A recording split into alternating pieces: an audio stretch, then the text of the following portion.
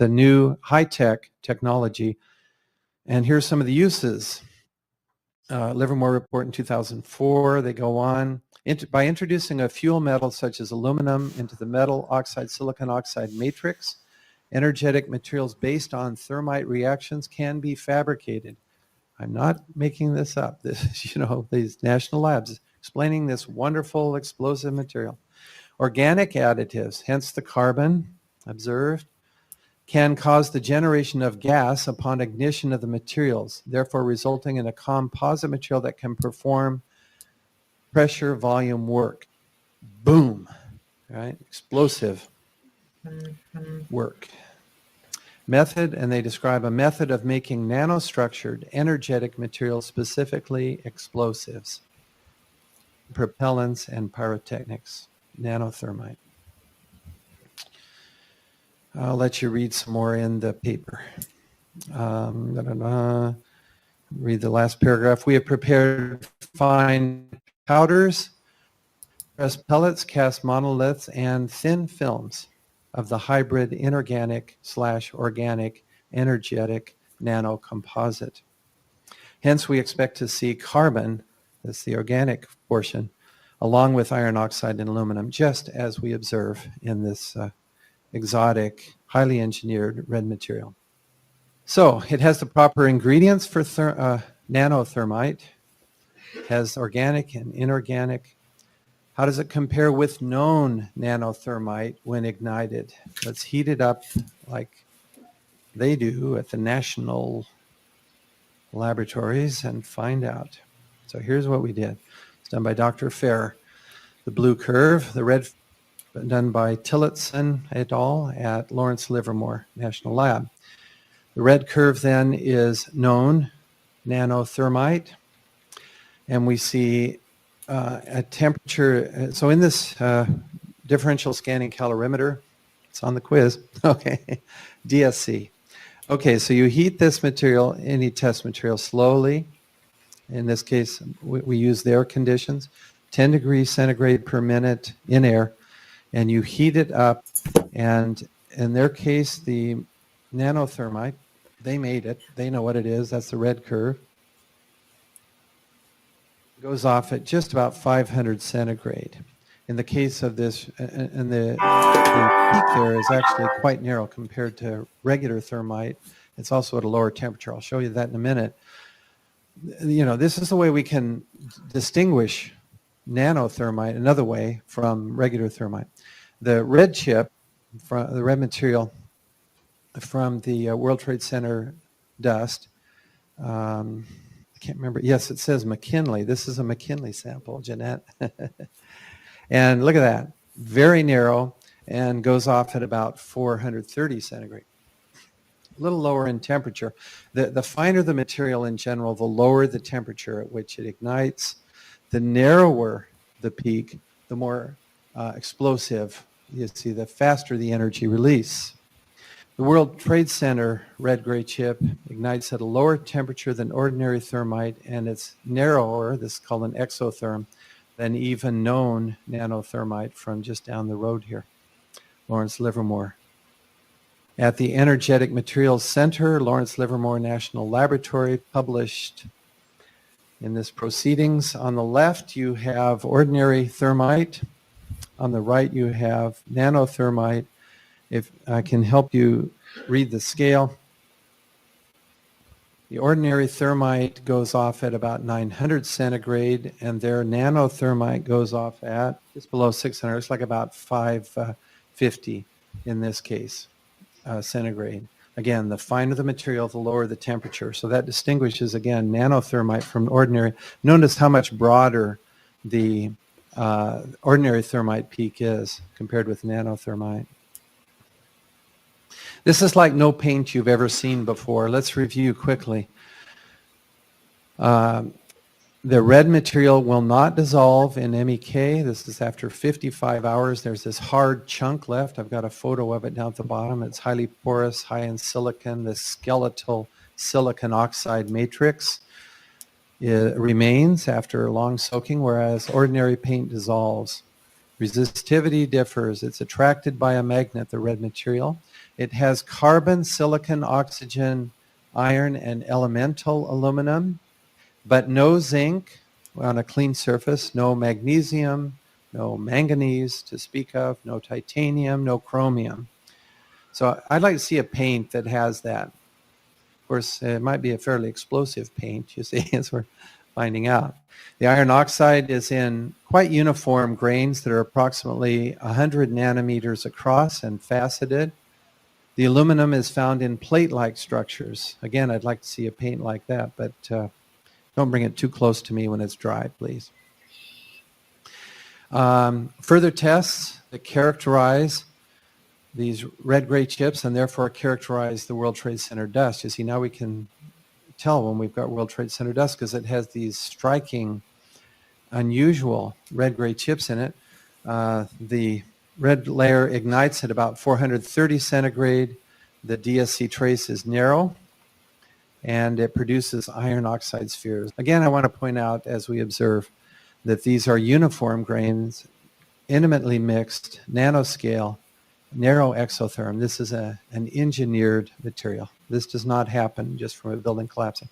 I should add, we actually looked at dust from ordinary controlled demolition. So you have then this collapse of buildings caused by explosives, but ordinary explosives like C4. We looked at the dust in some detail, Daniel Farnsworth and I, for red-gray chips. This was the demolition then of the Stardust Resort in Las Vegas. No red-gray chips at all. And we plowed through a lot of material. Same way with the Key Bank in Salt Lake City. These are discussed in the paper. These are controls.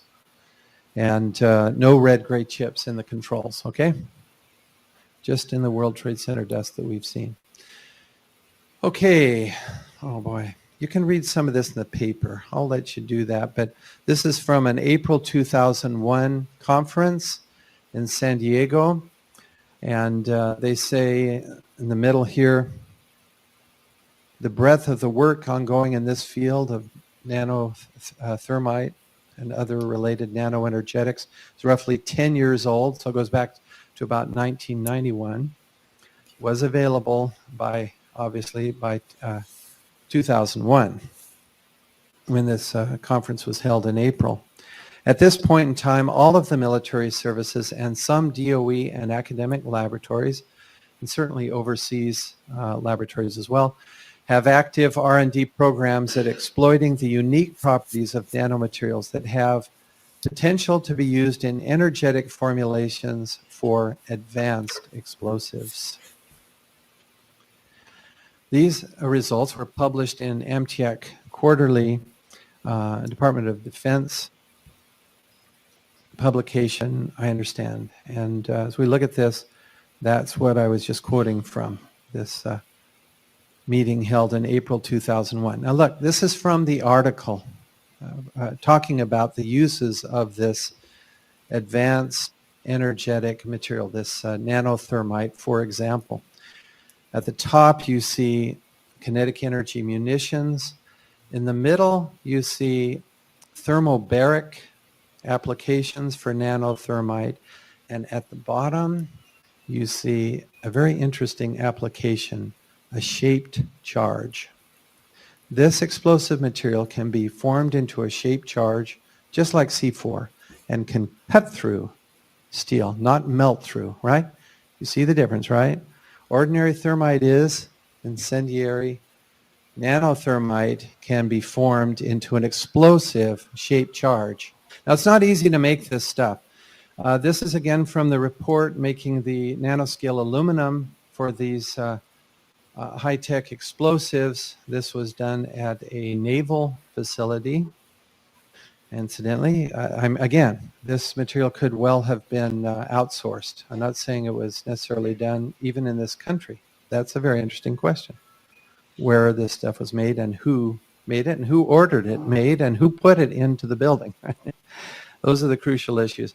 This shows what is required to put these materials together. Very high-tech process to intimately mixed ultrafine aluminum with ultrafine iron. Again, out of this MTEC report.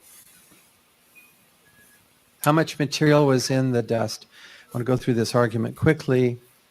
We report in the paper, the first paragraph is a quote from the paper, 15 small chips having a mass of 1.74 milligrams, extracted from 1.6 sample of dust from which readily identifiable glass and concrete fragments had been removed by hand.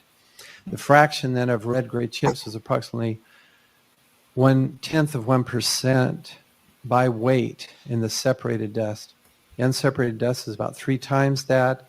A rough estimate of the amount of dust from the WTC destruction is estimated. I refer to work by Gregory Urich, 90,000 tons. He sent me an email actually about that. That brings us to about 27 tons of the red-gray chips in the dust. Again, this is just based on what we observe in this sample. There's a lot of material. If you just look at the red material alone, it's about 1/3 the mass of the red-gray chips, which works out then to about 9 tons of active thermitic material. A very rough estimate, as I must emphasize.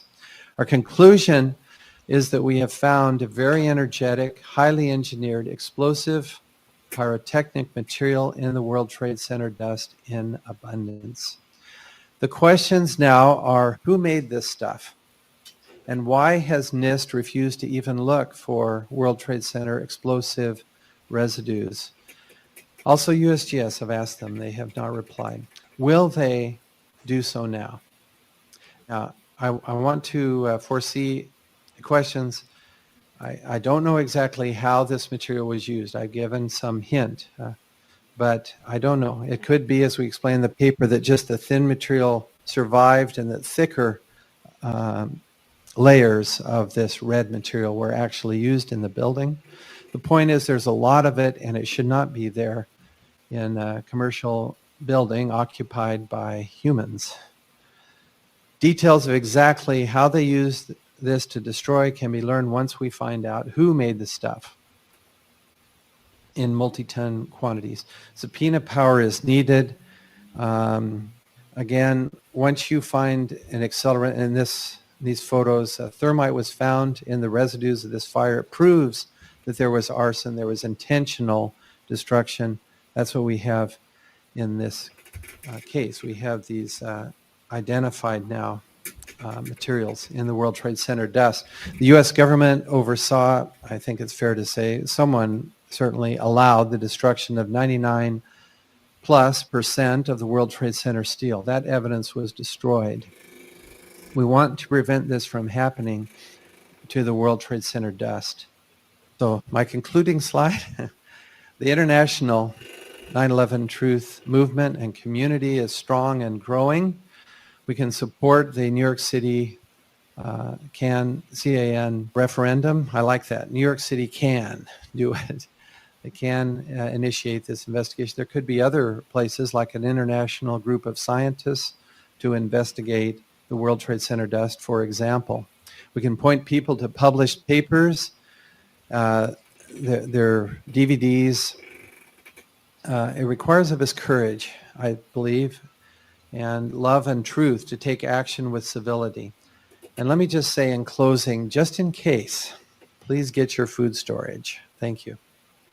Like the scientific evidence obtained from crime scenes every day, the scientific evidence that Stephen Jones' team has recently uncovered is admissible in a fact-finding commission or a court of law. It is scientific proof of the specific weapon used to kill 3,000 people. Thank you.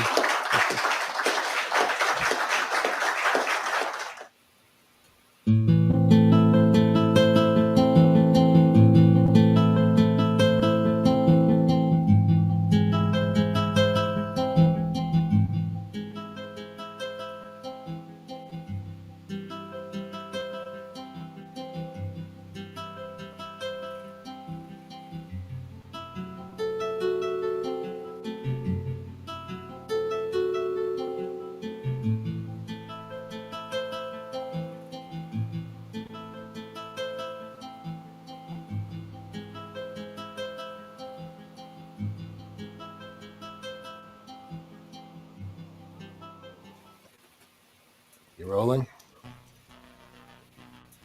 what happened on 9/11 is a phony, and we've never learned the truth about 9/11.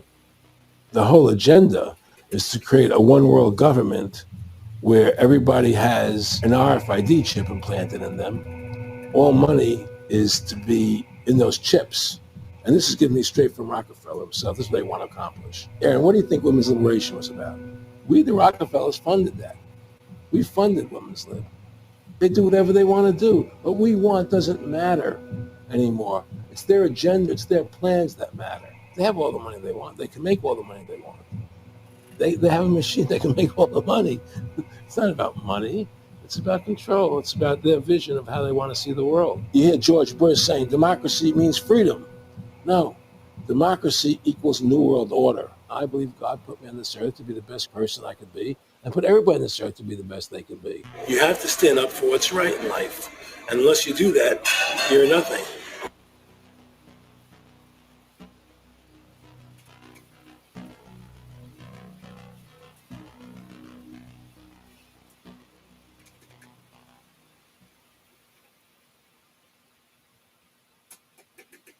Award-winning filmmaker turned freedom fighter, Aaron Russo was an amazing individual. He'd been battling cancer for more than 3.5 years when he began making America Freedom to Fascism, that he shot, directed, edited pretty much on his own with just the help of a few people. An amazing individual. A long life of award-winning films, of hard work, and for standing up for the Bill of Rights and Constitution. When we first went and shot this interview, I put it out on the web for free. But parts of it have never been seen.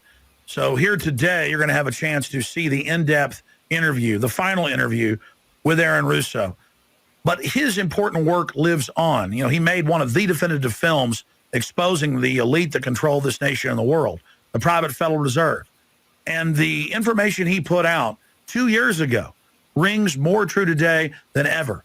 And his film, America Freedom to Fascism, and Mad as Hell, and the other great works he did, just continue like ripples in a pond to light bushfires in the minds of men and women everywhere. So this film is dedicated to the one, the only, Aaron Russo. You rolling? I'm honored to be interviewed by Alex Jones, a truth seeker, fighting for justice in America. Nice charming is getting me all smiling. Aaron, when did you start to think something was wrong in the world, or start to find out about the whole banking cartel and the Federal Reserve System, but the New World Order? Well, that was a progression of events. I've always been a very independent person, always believed in individuality, and that we were put on this earth to be unique individuals to fulfill our God-given potential. And that the only way to fulfill your potential is to be free, to find out who you are, and to make your errors, to make mistakes. And as I grew up, I began to realize more and more the government was inhibiting me in things that I wanted to do. And what happened, I was very successful in the ladies' lingerie business. I worked for my dad. He had a small undergarment business. And I created the first ladies' bikini panties back in 1963, actually. And then I opened up a nightclub in Chicago called the Electric Theater that opened up the day Martin Luther King was assassinated. All right, and so the city of Chicago was in flames the day my club opened, and nobody came out to the club. And what happened was that that was the year of the Democratic Convention in Chicago in '68, and so my club became a hangout for the hippies, and because they wanted to go to Chicago and protest what was going on. And I was having a concert at my club one night to raise money. And the police raided the nightclub, my club, for no reason at all. And I was standing outside in my office overlooking the street, and I saw all these paddy wagons pulling up in front of my club. And I was a 24-year-old kid. I had no experience at all, really. So what are these paddy wagons doing here?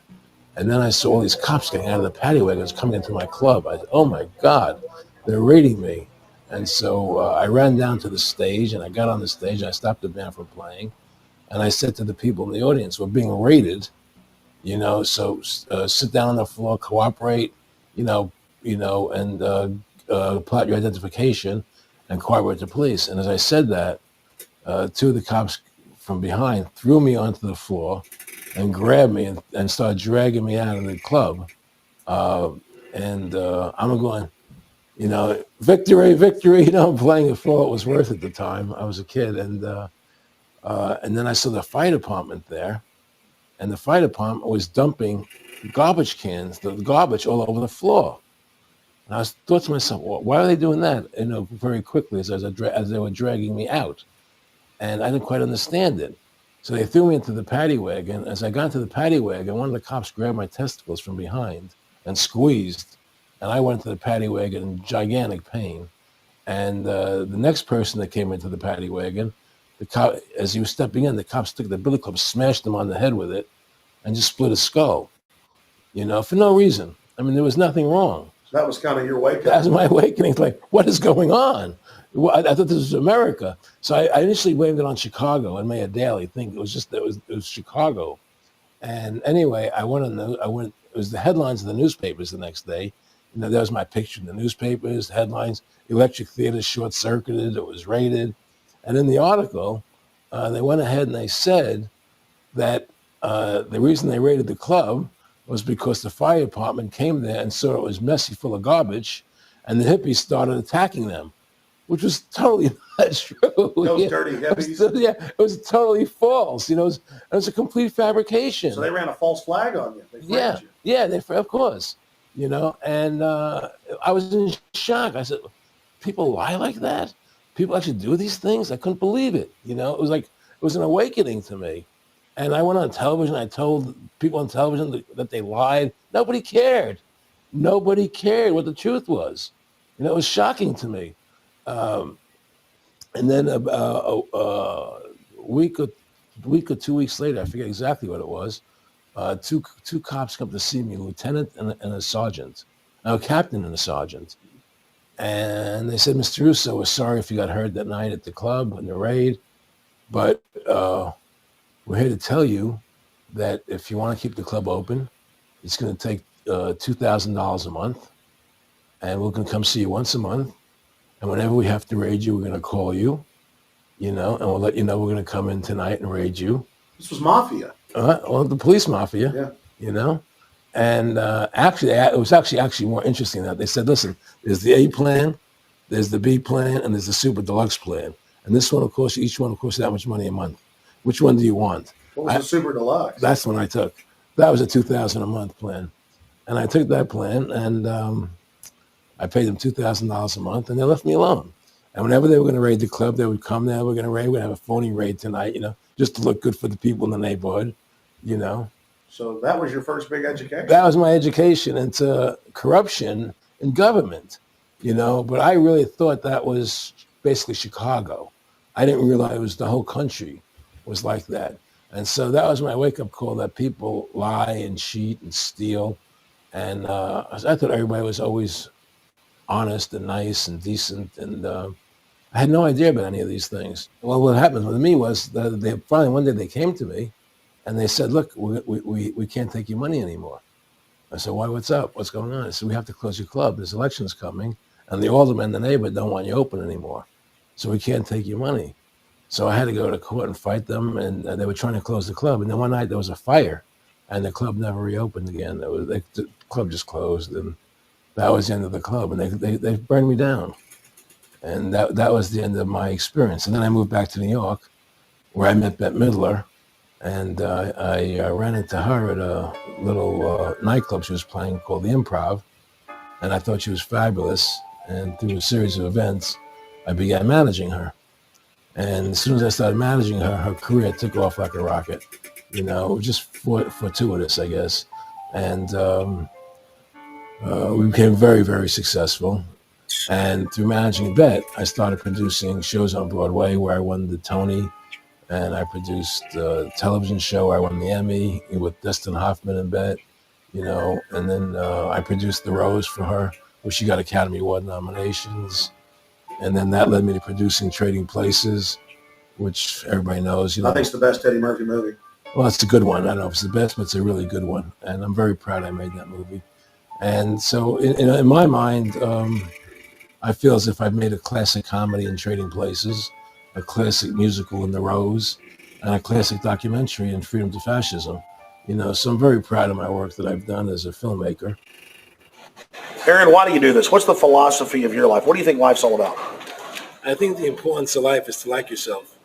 If you don't like yourself, nothing means anything. To like yourself means you have to respect yourself. To respect yourself means you have to take actions that you respect if somebody else did them. And what's the point of living if you don't like who you are? You can have all the money in the world, and if you look in the mirror and you don't like what you see there, what's the point of it? So to me, the most important thing is that I like who I am, and that I take actions that I would respect if somebody else did them. That you live a life of character, honesty, truthfulness, and I believe that a person has the ability to mold their character like a sculptor molds a piece of clay. There's no saying that leopard never changes its spots. I don't believe that. I believe people have the total ability to mold their character into what they choose to be in their life, what their ideals are. And that's what I try to do with my life. I am not the same person today I was 30 years ago. I've changed a lot because I wanted to be something better than what I was before. And my philosophy is that you have to like yourself, you have to be a decent person with character and integrity and honor. And that's what's important. Back in the late 80s, I was a pretty big silver trader and gold trader. And I don't think I've ever told this story on tape before. I was a pretty big silver and gold trader. And I always paid my taxes. And I took what was a legal tax deduction on my silver trades. And a few years later, I think it was 88 or 89 or something, the IRS claimed that what I did, and other people did as well, was now illegal. We couldn't do it anymore. But they made it retroactive. I said, what do you mean retroactive? It was legal then. I did what was legal. I said, yeah, but now we're making it illegal retroactively. And that's not good. So you owe us $600,000 or $800,000. For what? It was legal. How could you make something retroactive? Change the law backwards in time. It makes no sense. Well, we're doing it. And so everybody said they can't do that. So we went to court, the class action lawsuit. And the judge agreed with the IRS and said they could do it retroactively. And that's when I knew that there was something wrong in America with the IRS and the system here.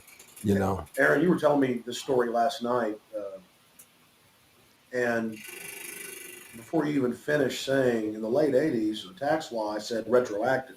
And I knew that because they literally ruined my dad, but he paid. He didn't know. He still thought this was America. And it was legal tax law, what you're supposed to do. They said retroactively you owe, and with not just retroactive, but they said you also have penalties and interest. That's right. So how do you have penalties and interest on something when they retroactively change the law? Well, first of all, they can't retroactively. How can you do something retroactively? Penalties and interest are a farce. The whole thing, because they do whatever they want to do. And that's when I realized America is not America. It's not the land that I was taught it was. Because they can do whatever they wish to do. And there's nothing the citizen can do about it. Now, you've made America Freedom to Fascism. I want to walk through that film. I want to encourage everybody out there to get a copy of it on DVD. It was also in theaters around the country. And I think the best film out there on the Federal Reserve and the IRS and the whole banker scam. And I want to discuss that with you here.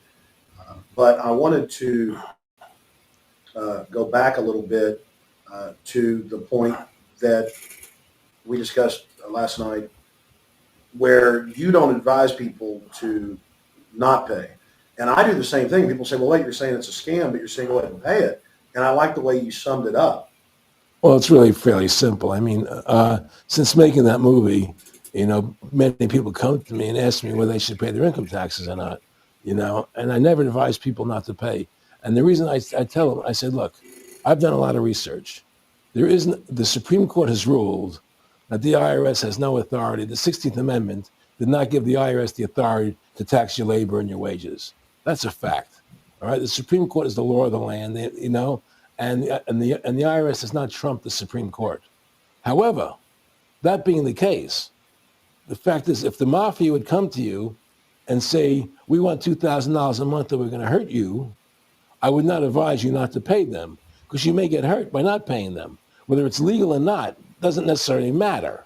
You're going to get hurt if you don't. It's the same thing with the IRS. They can hurt you. They can put you in jail. They can torture you. So if you don't pay them, you may get hurt. So I never advise people not to pay. You know, I tell people, yeah, pay your taxes. Look what happened to But- Congressman Hans. Yeah, Congressman has a great example. Pay your taxes. But you know what?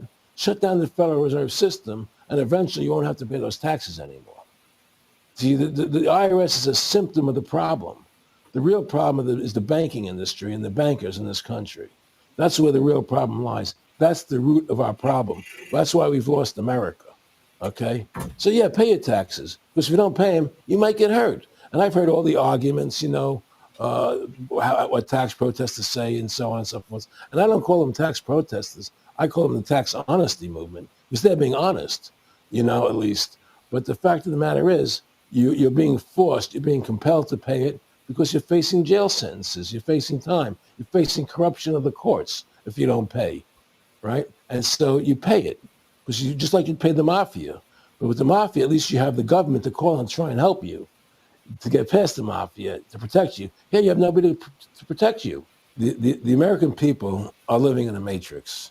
They don't understand the truth of how things are working in this country, you know. And let me give you an example of what I'm talking about.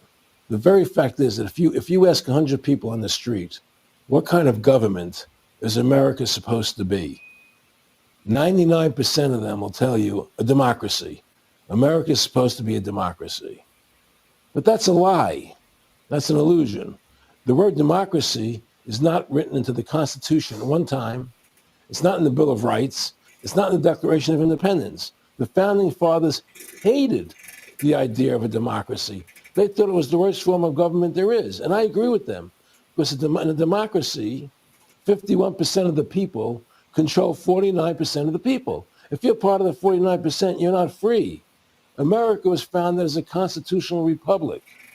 And in that constitutional republic that we have, 99% of the people can't take away the rights of 1%. You have your rights because you were born with them. You have God-given human rights that nobody can take away from you. The government, the majority, no matter who they are, I can't take away your rights. And that's what our founding fathers gave us.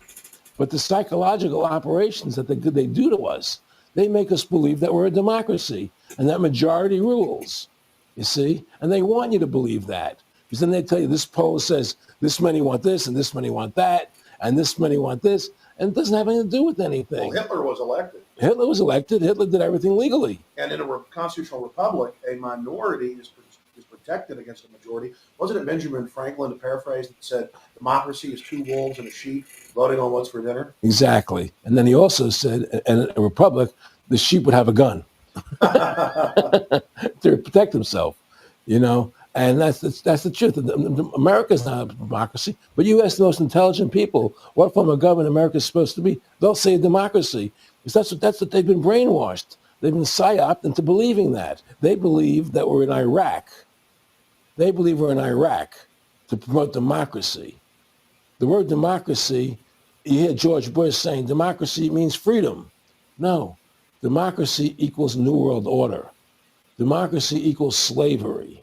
The word democracy is not synonymous with freedom. It's the opposite of freedom. Democracy is the worst form of government you can have because it's majority rule.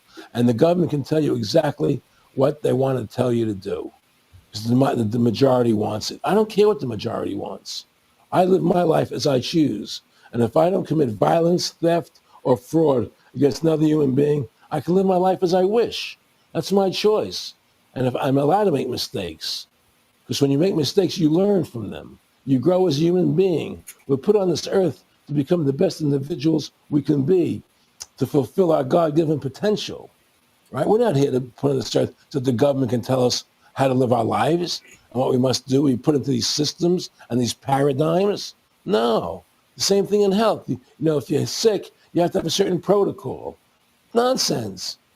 You know, be individuals, think for yourself, have critical thinking, you know? And so what's happened is that because they've taught everybody that we're a democracy, which is not true, now, so then in 1913, they bring the Federal Reserve System into being, right? And now you have this Federal Reserve System, which then in 1913 got the right to create money for the government.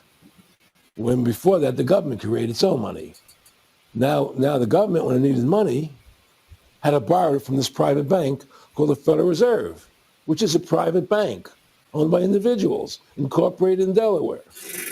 And so what happens is now the government borrows money from them to fund the government. Then the government says, well, we have to pay these people interest. How are we going to pay them interest? Let's impose a tax on the labor of the American people, which never existed before, to pay the interest to the bankers. In fact, in 1980, Ronald Reagan said not one red cent of your income tax money goes to run the country. It all goes to the Federal Reserve. Well, it was the Grace Commission report that said that not one nickel goes to the infrastructure of the country, you know. I guess Reagan quoted that. Right. And so, but the point I'm trying to make is that by creating this Federal Reserve System, the government now became dependent on these private banks for money.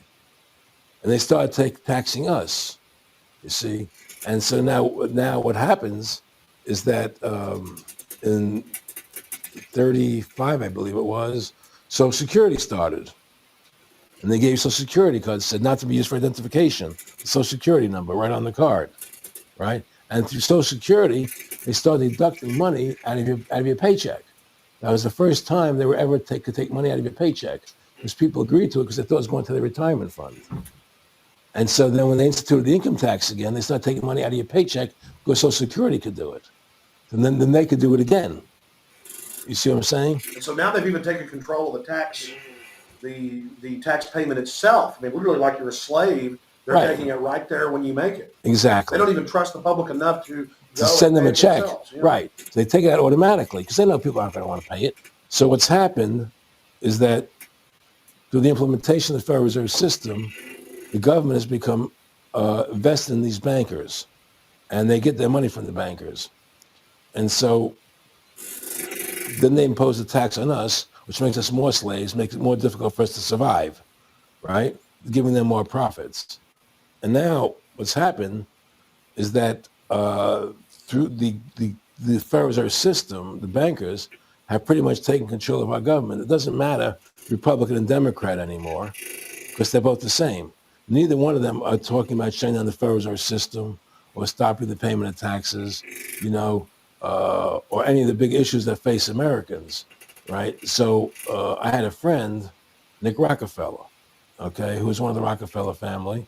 And he, when I was running for governor in Nevada, he came to me, introduced himself to me through an attorney, and we became friends. We started talking about things.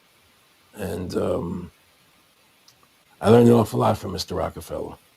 And one of the things that we used to talk about was the ultimate plan of the banking industry, what they wanted to accomplish. And the goals of the banking industry, not just the Federal Reserve System, but the private banks in Germany and England, all over Italy, all over the world, they all work together. They're all central banks, and they're all part of the Communist Manifesto. You know, central banking is one of the major planks of the Communist Manifesto. We talk about America being a capitalistic country, but yet at the same time, we have a central bank that plans everything for us, right? And the graduated income tax is another plank of the Communist Manifesto, right? So right there, you have two major planks of the Communist Manifesto that have been brought in because of the Federal Reserve System, okay?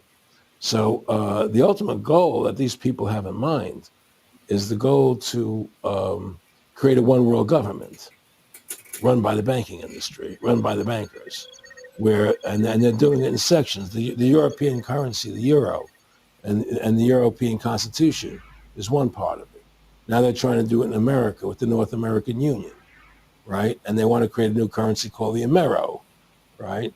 And the whole agenda is to create a one world government where everybody has an RFID chip implanted in them. All money is to be in those chips, right? There'll be no more cash. And this is given me straight from Rockefeller himself. This is what they want to accomplish. And all money will be in your chips. And so instead of having cash, anytime you have money in your chip, they can take out whatever they want to take out whenever they want to. If they say you owe us this much money in taxes. They just deduct it out of your chip digitally. Total control. Total control. And if you're like me or you, and you're protesting what they're doing, they can just turn off your chip, and you have nothing. You can't buy food. You can't do anything. It's total control of the people. And that chip's connected to a database that has your purchasing records, what you do, what Everything, you sell. everything is in there, you know? And so they want a one world government controlled by them, everybody being chipped, all your money in those chips, and they control the chips, and they control people, and you become a slave. You become a serf to these people. That's their goal. That's their intentions. More than a decade ago, I began getting secret government documents, and we published them, where the feds were training the local police and the military that gun owners, conservatives, people that made frequent references to the U.S. Constitution were terrorists. That's a quote. But in 2009, it broke into the national media when we received the secret MIAC report from a state police officer. And that was in the state of Missouri, but the feds had written it, demonizing Ron Paul, people that wanted to end the Federal Reserve, people that wanted liberty and freedom. And now more secret reports have been released, like the Department of Homeland Security report, which the feds admit they wrote, that says returning veterans are the number one terror threat in America, that gun owners are part of that number one threat, that people buying ammo are the number one threat. Think about this. You have these private bankers overthrowing the United States, and they're secretly training the police that gun owners and patriots and veterans are the number one threat. So they're saying the American people that follow the Constitution and Bill of Rights that'll actually stand up against this tyranny are terrorists, because they are the terrorists. They are the criminals coming in with a corporate takeover, a hijacking of the nation. Eric, could you be specific about when you met Rockefeller, how it happened in these discussions? I met Rockefeller through a female attorney I knew who called me up one day and said, one of the Rockefellers would like to meet you. I had made a video called Mad as Hell, and he'd seen the video and wanted to meet me and knew I was running for governor of Nevada. So sure, I'd love to meet him. And I met him, and I liked him, and he was a very, very smart man. And we used to talk and share ideas and thoughts.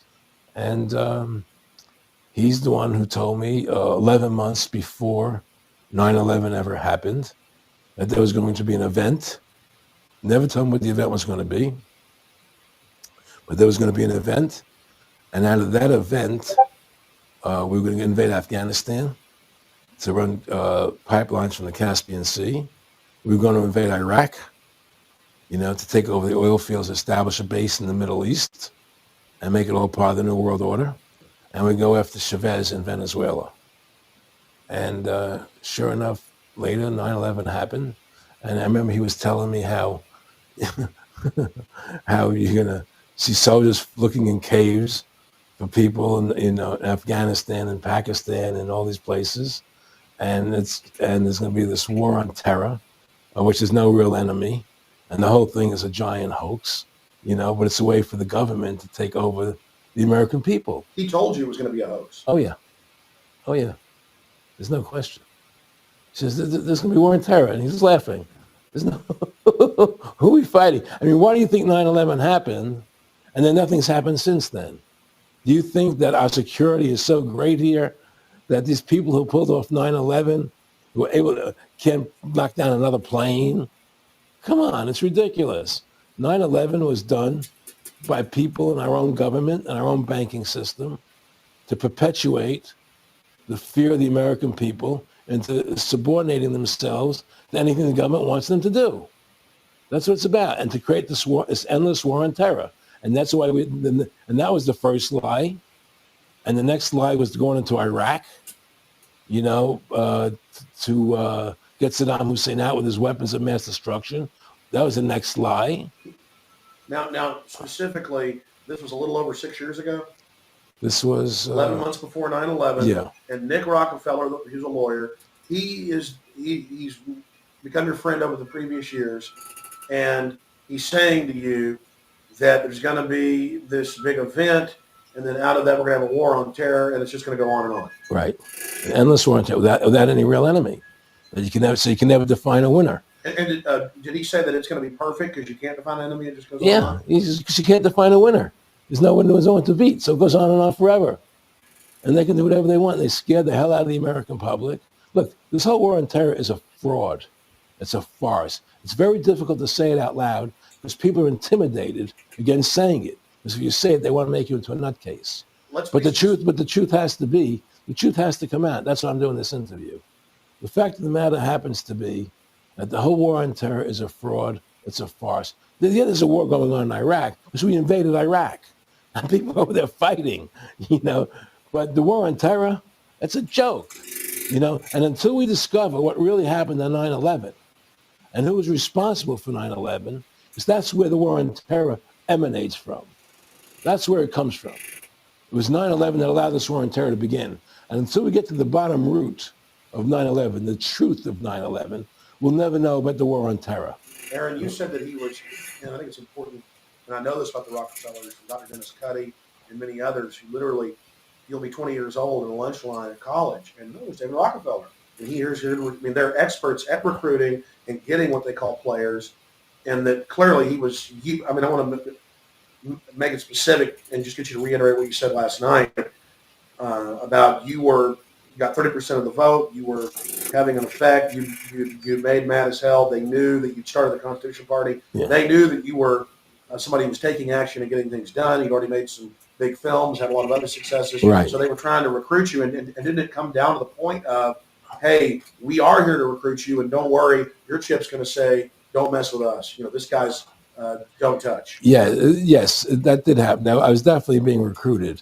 But it's more subtle than that. Well, in your words, just go through the process and then what he said. Well, what it is remember we were friends, and we used to go to my house a lot. We'd have dinner, we'd talk, and he'd tell me about business investments that he get involved in, or they would help me with this business investment or that business investment. And was I interested in joining the Council on Foreign Relations? I would have to get a letter to join them, but was I interested in that? And just stuff, leading you on. And I used to say to him that I never really did that because that wasn't where I was coming from. As much as I like you, Nick, your ways and my ways we're on the opposite side of the fence. I don't believe in enslaving people. And he would come back with, "Oh, I do." Well, it would be more like it's better for them. It's more like, how do I put it? It was like, what do you care about them? What do you care about those people? What difference does it make to you? Take care of your own life. Do the best you can for you and your family. What do the rest of the people mean to you? They don't mean anything to you. They're just serfs. They're just people.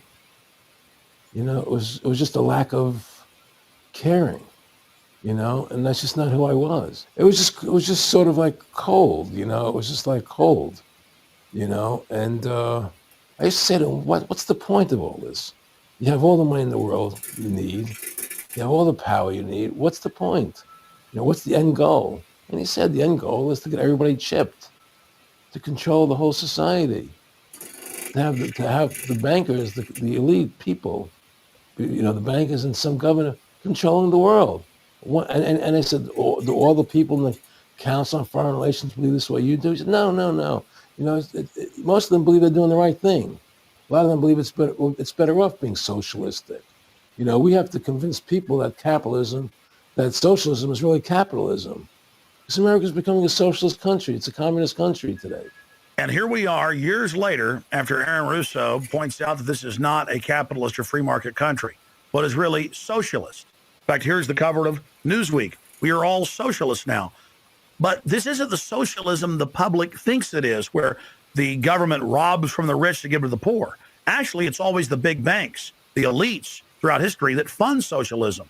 They want to use the middle class's money to basically domesticate the working class and expand the size of government so it can basically, in the end game, eradicate the middle class and have a giant submass of uneducated slaves who have no chance of ever rebelling against the tyranny, and a tiny elite in control of it all. And that is the very nature of this New World Order system. They are using big government to strangle competition, to take control of the people, to break up the family, to basically set up a global plantation or neo-feudalist state.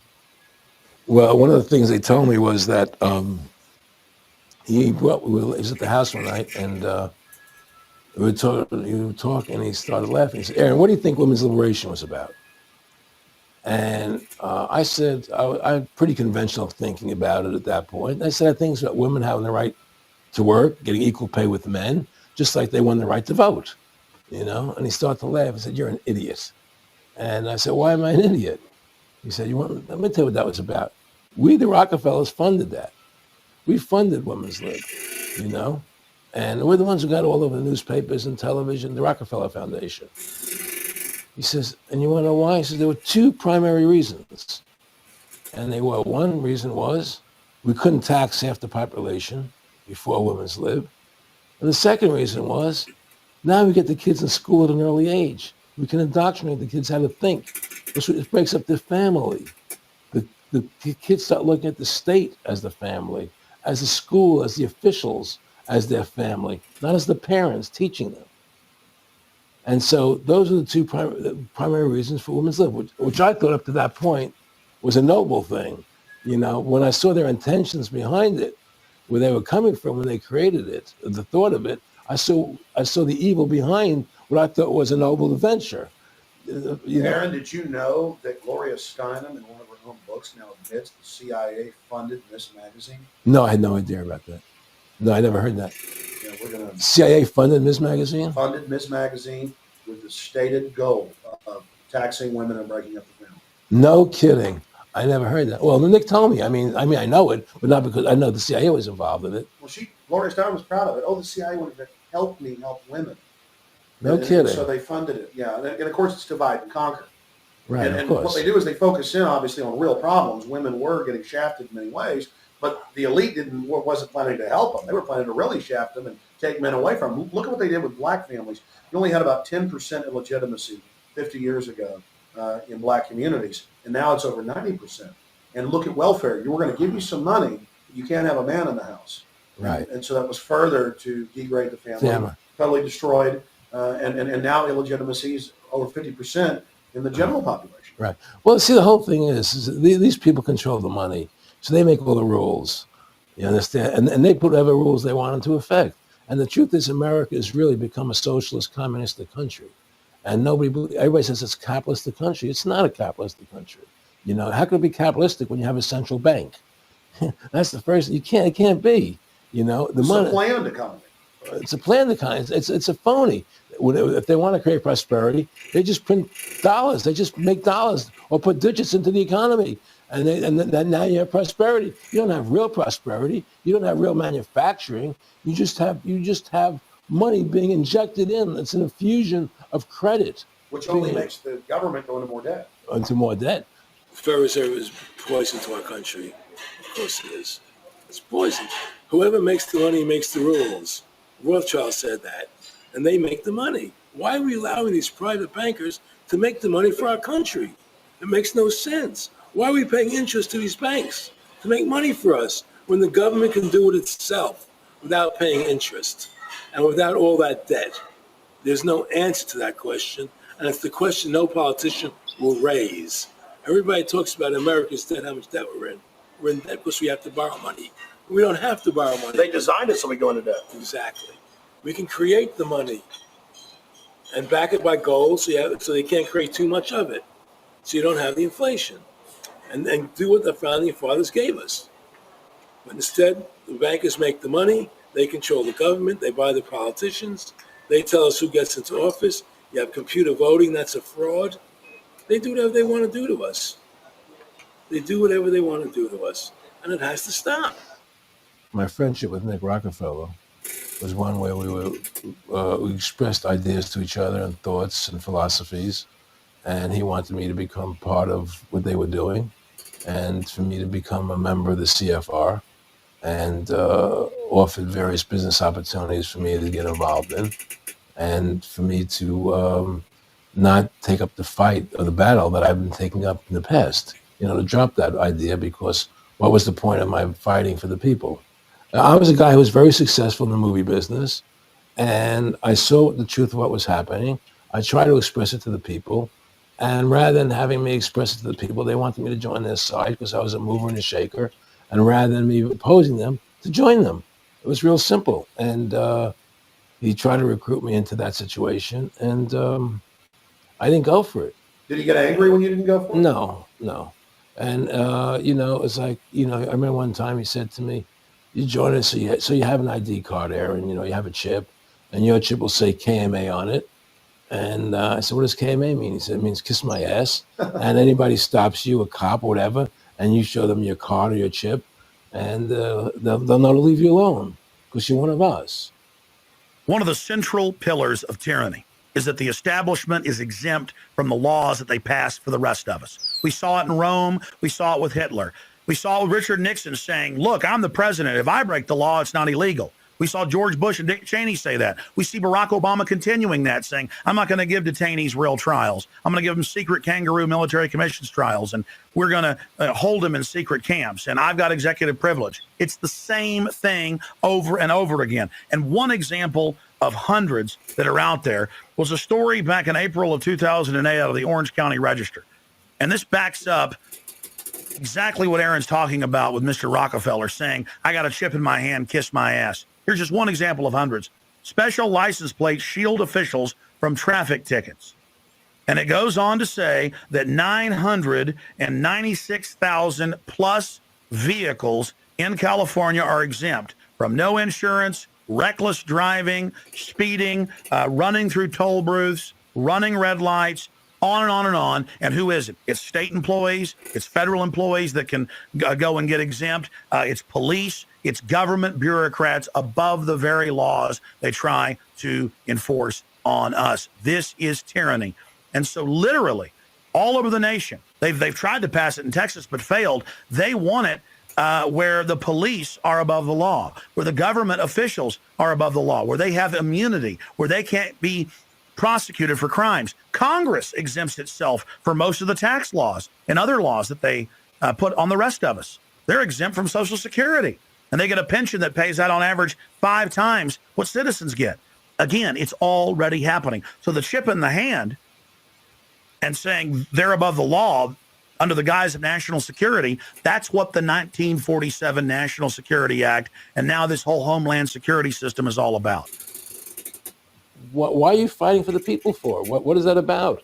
The people are just, they have to be ruled. They have to be, the Constitution, what you're standing for is only for a few people. It's only a few individuals that can live that way, and we believe that it's best for society to be ruled by an elite people who control everything.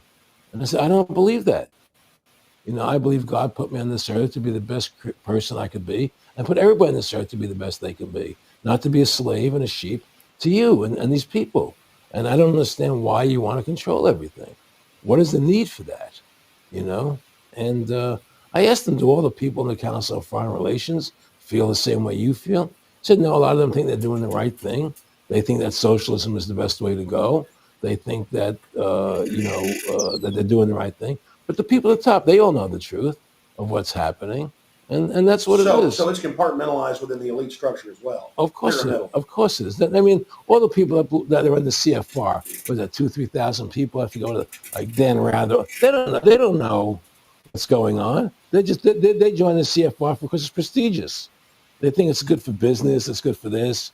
They don't know what's really happening. The evil that comes out of it, that's emanating out of it. And to me, the biggest evil is what's happening right now, because what happened on 9/11 is a phony, and we've never learned the truth about 9/11. That's the question I wanted to follow up on. He tells you 11 months before there's going to be an event, all this is going to happen. What did you think on the morning of 9/11? Where were you, and did you think about Nick Rockefeller and what he had told you when you saw those towers fall? No, I was actually in Tahiti when 9/11 happened. And I got a call from my son. And my son said, the Twin Towers, they were just attacked and they were falling down or something. So I was in Tahiti. I was asleep.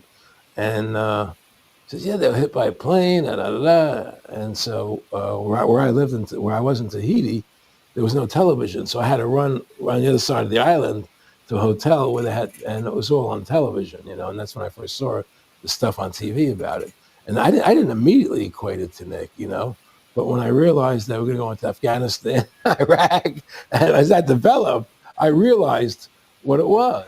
How could there be a war on terror and actually say that we're having a war against terrorism and leave the borders wide open? If you were the president of the United States, or I were the president of the United States, and 9/11 really happened the way they want us to believe it happened, the first thing you would do is shut down the borders so people couldn't get in the country to harm you. But they left the borders wide open because the bankers want the borders open because they want a one world government. They want a North American Union. They don't want borders here. The 9/11 was only a manifestation. It was done to create a fear in the American public, right? So that we will obey what they want us to do. And take Richard Reed, the shoe bomber. Here's a guy who was 6'6", ugly as could be. I heard he smelled. Okay, he sits in coach on a plane, lighting matches to put his shoe on fire, surrounded by people. It's idiotic. If you were going to blow up a plane, you go into the bathroom, you close the door, and you put your shoe on fire. You're not going to sit there surrounded by people lighting matches on a no smoking flight. They want you to believe this nonsense. It's ridiculous. 7/7's come out now, and the majority of the British people think it's an inside job, and all the evidence points towards it being an inside job. Yeah, I mean, what happened in England, London? Yes. All this is nonsense. It's just keep people in fear. It's this endless war on terrorism that doesn't really exist. So people will submit to whatever the government wants them to submit to. Searches, check your shoes, have ID cards, put chips in you, where you become servants to the elite. That's what this is all about. Restore America's republic to what it's supposed to be. Get the bankers out of our government. Get the bankers out of our government. Government should stop borrowing money from the banks. Government should make its own money, restore the republic, individual freedoms. That's what this country's about. And until we do that, we're gonna be slaves. I mean, to me, I see people like Bill O'Reilly on television, right? And I see how much they control the media. Like there's this girl on Bill O'Reilly the other night from an organization saying the world can't wait. And this girl was spot on. Everything she was saying was the truth.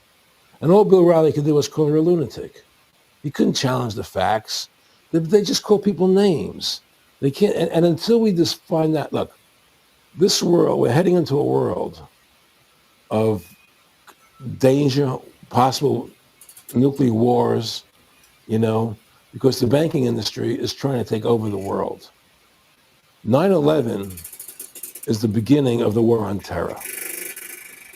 That war on terror is leading us into Iraq, which is the next lie. So you had the lie of 9/11, how that happened. Nobody knows how Building 7 came down. Okay, we know 9/11 was a fraud. The American people don't know it, but more and more of them are believing it. Okay, so that was the first lie. Besides the inception, I'm not going back to the inception of the Federal Reserve, that original lie. But 9/11 was the first lie in this present state we're in. 9/11 is the kickoff of the war against the American people and the people of the world. 9/11 was a phony. It's a fraud. It didn't happen the way they told us it happened. Now, because of 9/11, we then had the authority to go into Afghanistan and Iraq. Iraq didn't have weapons of mass destruction. Okay, so that was the next lie. Now they're talking about going into Iran. Now, how would you feel if you were Iran and you had this big, powerful country, America, go into your next door neighbor, take over their oil fields, right? Wouldn't you be worried that what they were going to do to you? Of course you're going to be worried. But the people of America don't think about it from Iran's point of view. They think about it from our point of view. So now we're going to send more troops into Iraq and keep building up because they want Iraq and the Middle East to become part of the New World Order. And Iraq was using, Saddam wanted to start using euros instead of dollars, right? He was messing up their whole. Iran wants to start using euros instead of dollars. They have. Okay? So I'm saying what they're trying to do is preserve their power. And one lie leads to the next lie, leads to the next lie. And until you get to the root cause of 9/11, which is supposedly the war on terror, we'll never solve our problems here. Should we send more troops into Iraq? Should we not send more troops into Iraq? Well, the fact is that it all goes back to this war on terror. Where did 9/11 come from? That's the root cause of everything. And until we have a full investigation, find out why Building 7 fell down, why they shipped all the steel out of America so quickly, from the buildings, why all the things that don't make any sense about 9/11, until we find out why it really happened, we'll never understand why there's a war on terror. And we'll never be able to prove that the war on terror is a phony. Nick and I discussed many things. One of the things we discussed, or he brought up in conversation, was reducing world population, and felt that there were too many people in the world. In a way, I agree. There are too many people in the world, but I don't think I have the authority to say who's going to die and who's not going to die, But they felt that they wanted to reduce world population, and he felt that it should be reduced by half. He even mentioned to me once they were having a real problem trying to solve the Israel-Palestinian problem. And he talked to me once about they were playing with the idea of bringing Israel to Arizona, and taking all the people from Israel and giving everybody $1 million and setting up Israel in the state of Arizona. Unbelievable. To end that problem, because that's a problem that they're not in charge of, in a sense. They're not controlling that problem. They're very arrogant. They can do whatever they want to do. We've given these people the authority to create money out of thin air, and through that device, they control everything. And if you want to win the battle to stop that, you have to deny them the ability to create money. It's only because they can make money that they have all this power. They literally have the money machines. They have the money machines. They can print it. They can do whatever they want to do. They own everything. Aaron, we take over pretty quick. If we were the guys that issued the money, everybody had to come give us real assets for the use of this money we just printed up. People. I tell people, why in the world does the American government borrow money from the banks when they have the ability to create it themselves without borrowing it and paying interest on it? Why? And nobody can answer that question. Not one politician ever raises that. Why does the American government borrow money when they can create it without paying interest? Well, we did create it up until 1913. And so people say, well, because if the American government does it, it'll create inflation. That's the answer. I say, well, let's look at it. The American government has the Federal Reserve do it, which creates the same inflation as if they did it. But also with the inflation, now you're getting massive debt. So with the Federal Reserve, you have inflation and debt. Now, if the American government made the money backed by gold, which limited the amount they could make, you wouldn't have debt and you wouldn't have inflation. But inflation was only about 50% from the 1780s, I've looked it up, until the late 1800s. And then we have the central banks already trying to cause some panics, which they then used to push the Federal Reserve. And if we look at inflation since 1913 into 2007, it's exponential. In fact, a dollar is worth about 2 pennies what it was worth in 1913. Federal Reserve Chairman, former Federal Reserve Chairman Alan Greenspan, doubled the money supply from 2000 to 2006. And then Edward Bernanke, the new Fed chief, came in and said he's going to double it again in the next 2 years. And then he said, now I'm going to make the money supply numbers secret. And so now we don't even know. Right. But the evidence is they are just, in the curve of inflation, it gradually grows. And then suddenly at a point, it goes straight up. And it seems it's parabolic, yeah. Parabolic. But the thing is that the only thing I disagree with you on from early 1800 to 1913, there was no inflation other than during the Civil War. When Lincoln was Well, I'm talking about how much a dollar was worth. And I know never changed. There was no inflation. In that whole 100 years, there was no inflation. People knew what the money was worth. They could retire. They knew what it would cost them to live their lives out. There was no problem. It was only since 1913 when the Fed came in that we created massive inflation and massive debt. So then what you said earlier, then there really wasn't inflation. There was no inflation. So you don't get inflation when the government issues the money, at least in the U.S. history. Well, not if it's backed by gold. Well, exactly. But I'm talking about, and I did look this up, and I believe that if you look after the country was set up, and some of the things that happened with Andrew Jackson and the rest of it. There were points where it spiked and there were manipulations. There were points, mostly during the Civil War. Yeah. And that's Mostly- because Lincoln printed so much money. Exactly. That's right. But once that ended, but basically there was no inflation other than that during that short period of time. I mean, a loaf of bread was a loaf. Of course, the same thing. People could plan their lives. Today, they plan the inflation. Now you have two parents working. They can't afford to pay for their family anymore. The kids are going to state-run schools now. The kids are being indoctrinated how to think. They're being given Ritalin. They're being given all these drugs. The whole country is being dumbed down. It's all because of the Federal Reserve System. And the Federal Reserve System and these bankers are responsible for the demise of America. And if we ever want to win this battle, you must shut down the Federal Reserve System. And we must shut down these bankers and restore sound money to this country. Will you talk a little bit about some of the families that own the private Federal Reserve, the stock in it? And I mean, obviously, you say you're not a big expert on Bilderberg Group, but you talk about how it's the same system worldwide. It is the same families. They meet and kind of set the policy each year, and then it goes to the Royal Institute of International Affairs in England. It goes to the CFR in the U.S., and then these are their management bodies where they wield control, really the de facto Congresses over the nation. So, I mean, I would like to get you to speak some about the families that own around the Federal Reserve, and if you can't connect it into these other international bodies. Well, I can't speak to those families because I can only speak about, what I know for fact. Everything else is speculation, and I don't like to speculate. I know about Rockefeller because I was friends with him. We talked about it, and I can tell you firsthand. What did Rockefeller tell you about the Federal Reserve and their family running part of it? Well, he said the New York Fed is the main controlling interest of the Federal Reserve System.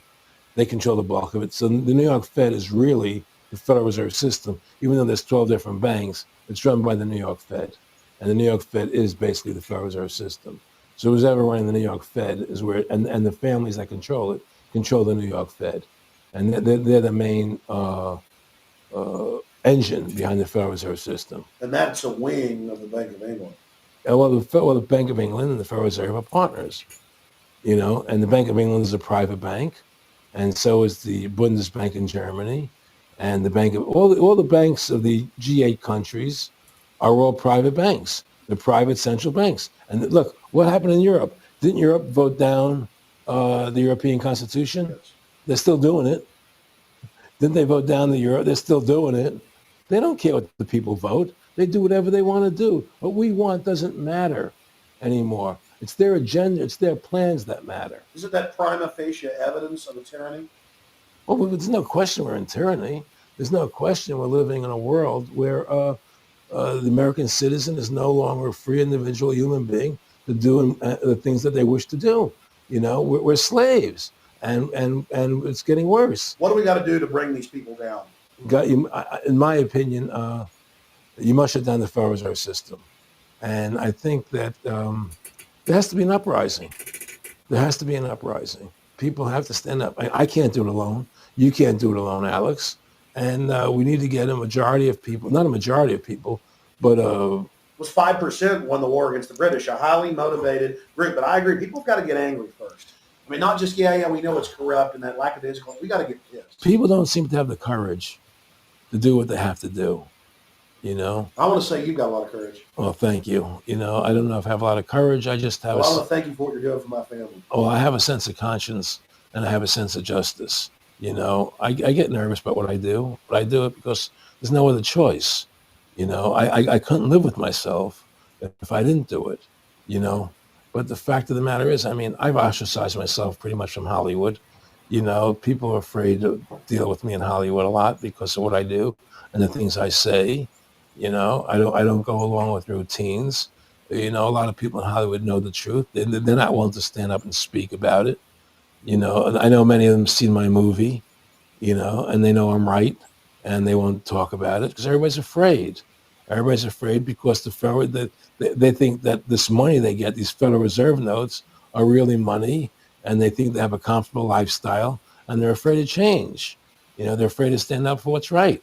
And until people are willing to stand up and have the courage to do what they need to do, it's not going to change. And hopefully, what you're doing, what I'm doing, what other people like us are doing, can affect the change, that people will stand up and say, hey, I've had enough. The thing is, we have one advantage. That they need us to cooperate. See, if we don't cooperate with them, they can't win. And so they always need our cooperation to go along with their programs. So they try to sell us. Right. They try to sell us. Democracy, this majority says this, believe in this, do that. The war on terror, we got to be scared. Let yourself be scared. They're always trying to do things to sell us that will go along with them. And once we learn not to cooperate with them, then we win the game. And that's the point. Don't cooperate with them. Don't go along with the program anymore. Stop it. Join forces. You and I should run for president and vice president and take over this country and bring freedom back to this country. That's what it takes. Like two people like you and I, statesmen who believe in freedom, who believe in Thomas Jefferson and the Constitution and the founding fathers to make this country whole again. Because right now it's in the grip of the evil ones, And the only way to stop that is for good men to stand up. What's Edmund Burke said? Evil can only thrive when good men do nothing. Yes. Right? We got to do something. That's what it is, Silence is golden, but when it comes to your freedom, it's yellow.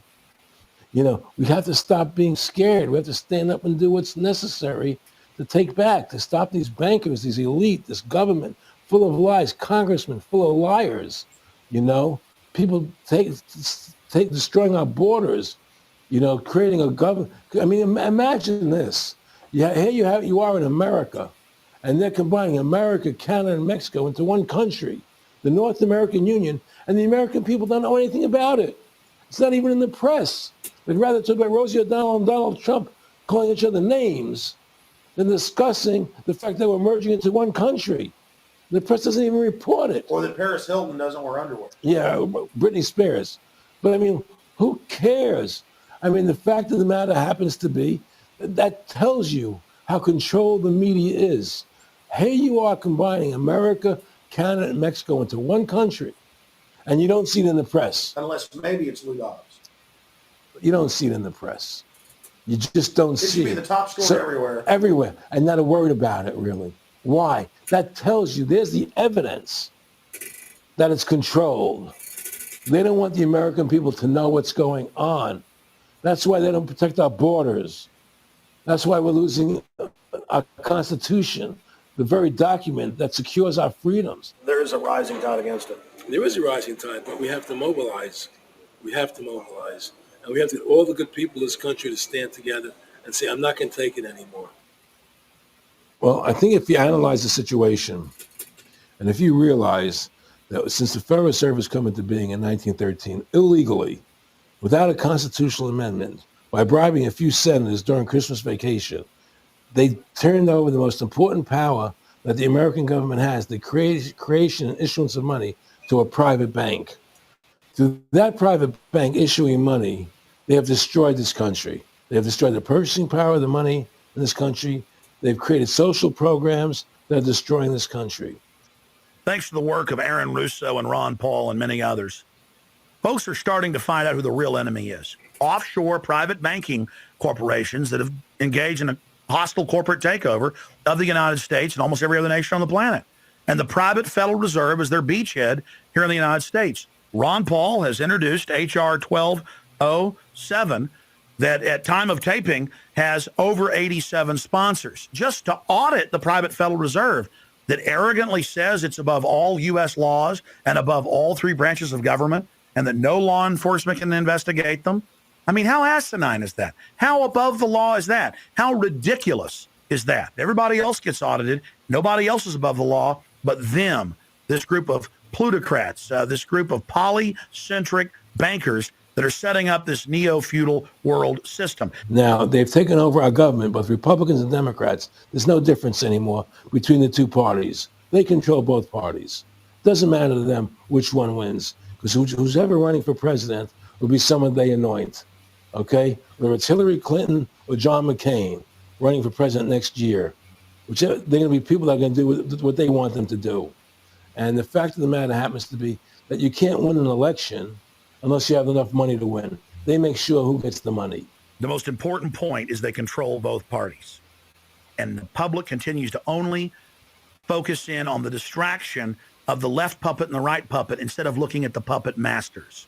In fact, more and more of this is coming out. Top Senate Democrats, bankers own the U.S. Congress. Senator Dick Durbin on Chicago radio station last week blurted out an obvious truth about Congress. This is from Salon, that despite being blindly obvious, it is rarely spoken. And quote, the banks, hard to believe in a time when we're facing a banking crisis, that many of the banks created are still the most powerful lobby on Capitol Hill. And frankly, they own the place.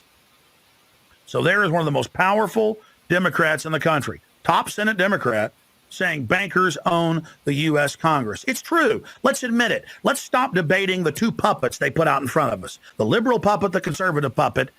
And then every time we wake up to one of the puppets, they just replace it with another puppet. Let's look past the puppets to the puppet master above them that's controlling the puppets. That's all Aaron Russo and myself and Ron Paul and so many other people are saying. Let's get back to a culture of liberty versus tyranny, not this left-right diversion.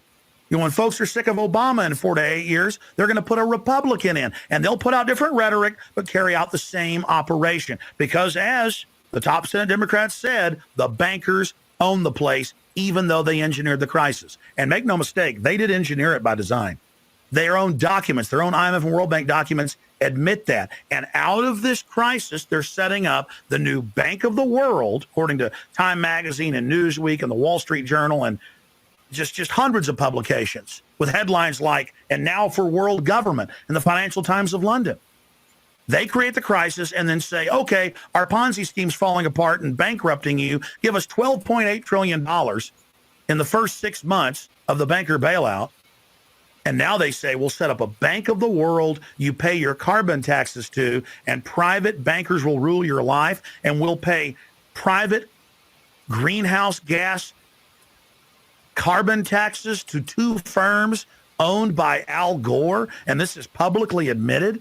I mean, this is how bad the scamming is getting. And we've got to wake up. We've got to say no. We've got to get angry and get in the face of the New World Order. Again, the private offshore bankers own America. They own both parties, but they get you in a rah-rah, Coke versus Pepsi, Redskins versus Cowboys, fight. And you get in this little political fight as followers instead of looking past that to the actual global elite and what they're setting up. So through these bankers attempting to taking over America, knowing that America was the freest nation in the world, it was necessary for them to take over America, take away our gun rights of freedom to bear arms, and create a country where we become slaves. Because once they take over America, the rest of the world becomes a lot easier for them. And so, by creating 9/11, an event to terrify the American people that were being attacked by terrorists, you create a world where there's an enemy that can never be pinpointed. You can never win the battle. It's a 100-year war. It's a never-ending war on terrorism, right? So you're always fighting this war. And through the war on terrorism, which is the 9/11, which is the first lie, then you create the war on terrorism, which is the next lie. Then you create the war in Iraq for weapons of mass destruction, which is the next lie. And it's one lie to the next lie to the next lie. Now it's going to be Iran, the next lie, sending more troops and a surge into Iraq. Think about what Aaron Russo is saying here. The war on terror is a war on the American people and the people of the world. You see, the elites always sell the public on tyranny by attacking a minority that's unliked first, or the outsider. Oh, we're just getting rid of the Bill of Rights and Constitution, having secret arrest and FEMA camps and the Military Commissions Act for foreigners. It's just for them.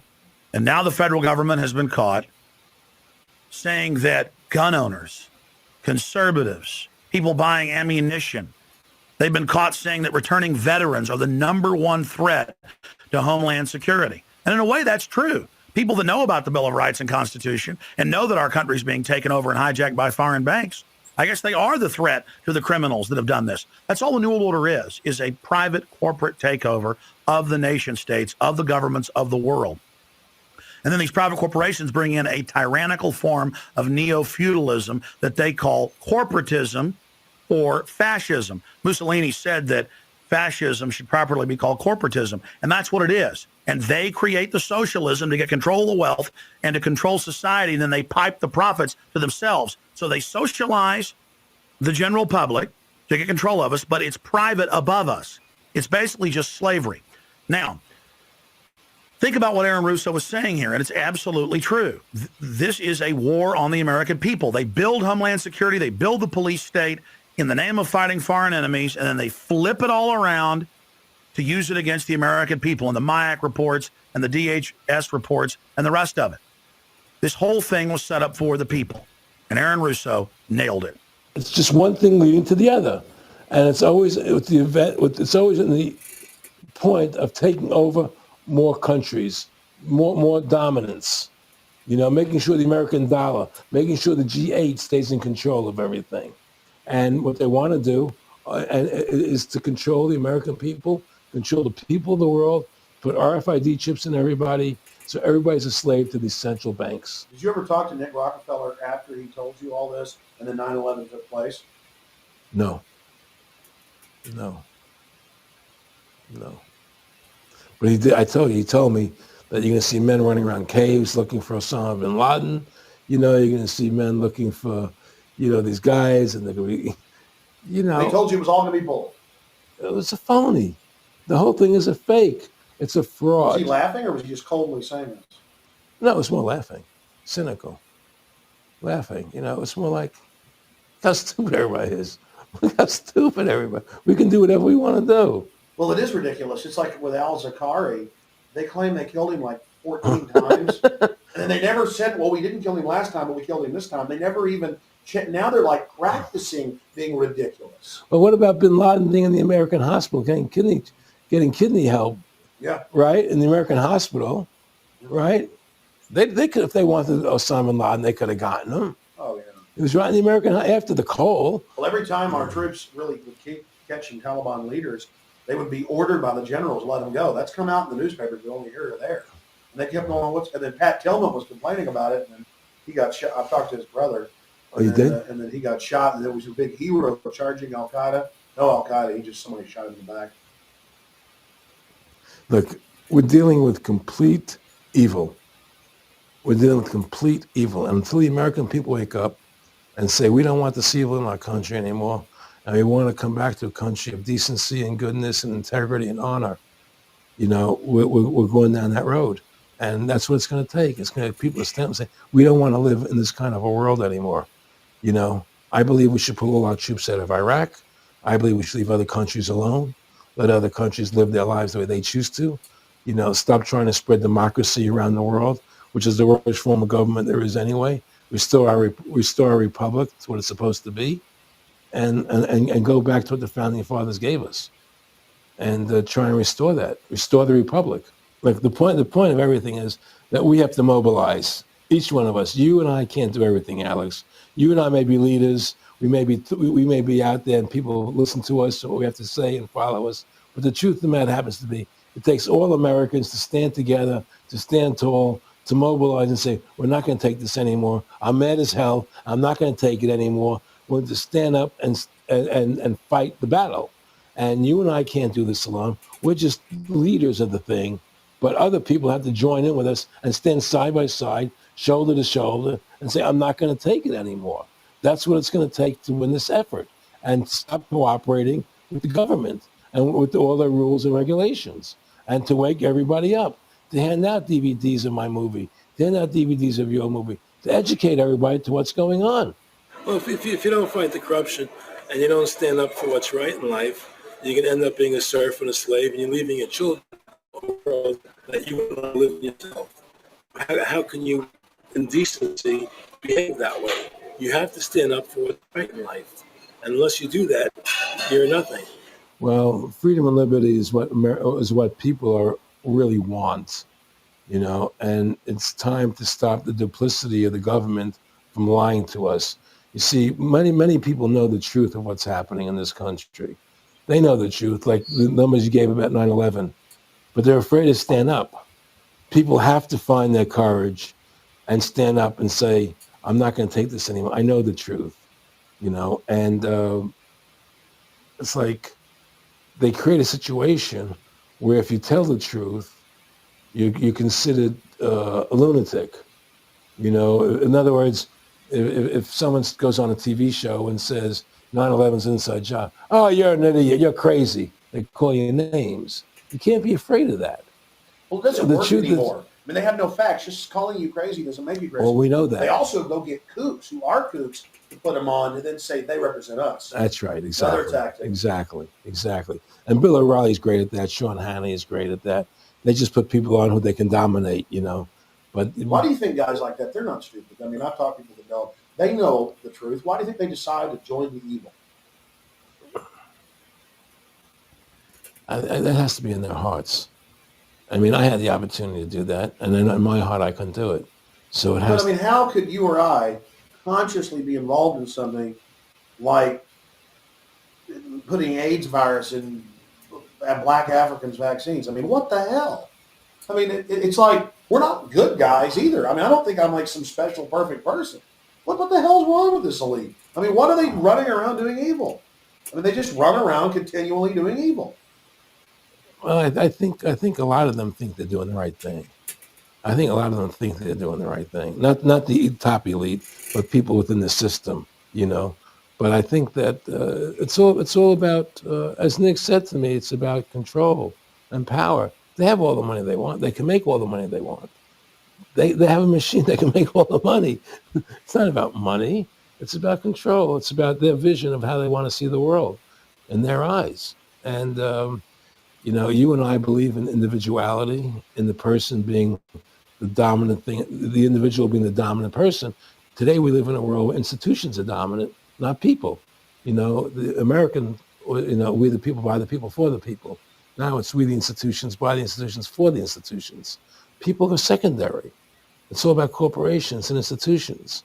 And the Federal Reserve is the biggest institution in the world. You know, if you ask somebody what's the biggest corporation in the world, they'll say Google or Walmart or Exxon or something. But the biggest corporation in the world is the Federal Reserve System, right? And all the other corporations feed off the nipple of the Federal Reserve System. Well, it's like the Monopoly game. The bank always wins. It has unlimited money. It's not the people playing on the board. Exactly. The bank owns the board, the box, the Right. And shelf it's sitting on.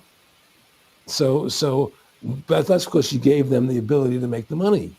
You have to take that away from them. We need to take the bank away from the private bankers. Exactly. You have to take the creation of money away from the private bankers, and you'll solve 95% of your problems. Well, I mean, look at America, 10% growth rates every year like China's having right now. The U.S. had 10% growth rates until the Federal Reserve took over. And then if you look at that, it all starts really going downhill from there. Well, they destroyed the American worker. What they've done, here's what's happened. The Federal Reserve has created this massive inflation in America, which means that the American worker has to keep making more money to keep up with the cost of living. The more money they make to keep up with the cost of living, the less competitive they become in the world economy. So now what happens is we have to pay our workers so much to keep up with the cost of living, say, well, screw the American worker. Let's go overseas now and get the cheap labor. But really, that's a war being waged against the middle class. Of course the it is. bankers print the money. Really, this is a war being waged against the middle class. The bankers print the money. Everything they're doing is about destroying any private pools of wealth or independence. Yeah, but what I'm trying to say is because of the inflation that they've created, they've now allowed other countries to outcompete us. You see, because other countries don't have to pay as much money as we have to pay here to our workers to survive. Yes. So now we're not competitive anymore. So we've lost our manufacturing base. We've lost our competitive. In the old days, the American worker, you wanted to buy everything American. You wouldn't buy anything from Japan. This was cheap crap. And what does that leave us? It leaves America this military force. And so the elites giving us a deal. We'll continue to build up your military and give you homeland security jobs, shift your economy over to being the bulldog enforcer of the New World Order. Exactly. You can either do, and by controlling the economy, they force everybody into that position. That's exactly correct. That's exactly correct. And we there's no more manufacturing here. We're a service economy. We do nothing. We provide nothing. We provide nothing to the rest of the world anymore. Well, first of all, Freedom to Fascism is a movie that everybody should see because we show the fraud of the income tax. We show how judges put people in jail for no reason. We show the corruption of the justice system, and we show how the Federal Reserve came into being and how it's controlling society, and how all the central banks of the world are working together through the Bank of International Settlements in Switzerland, which is the central bank for all the central banks, and how they all work together to create this one world government, the one world order, which is what they're trying to do.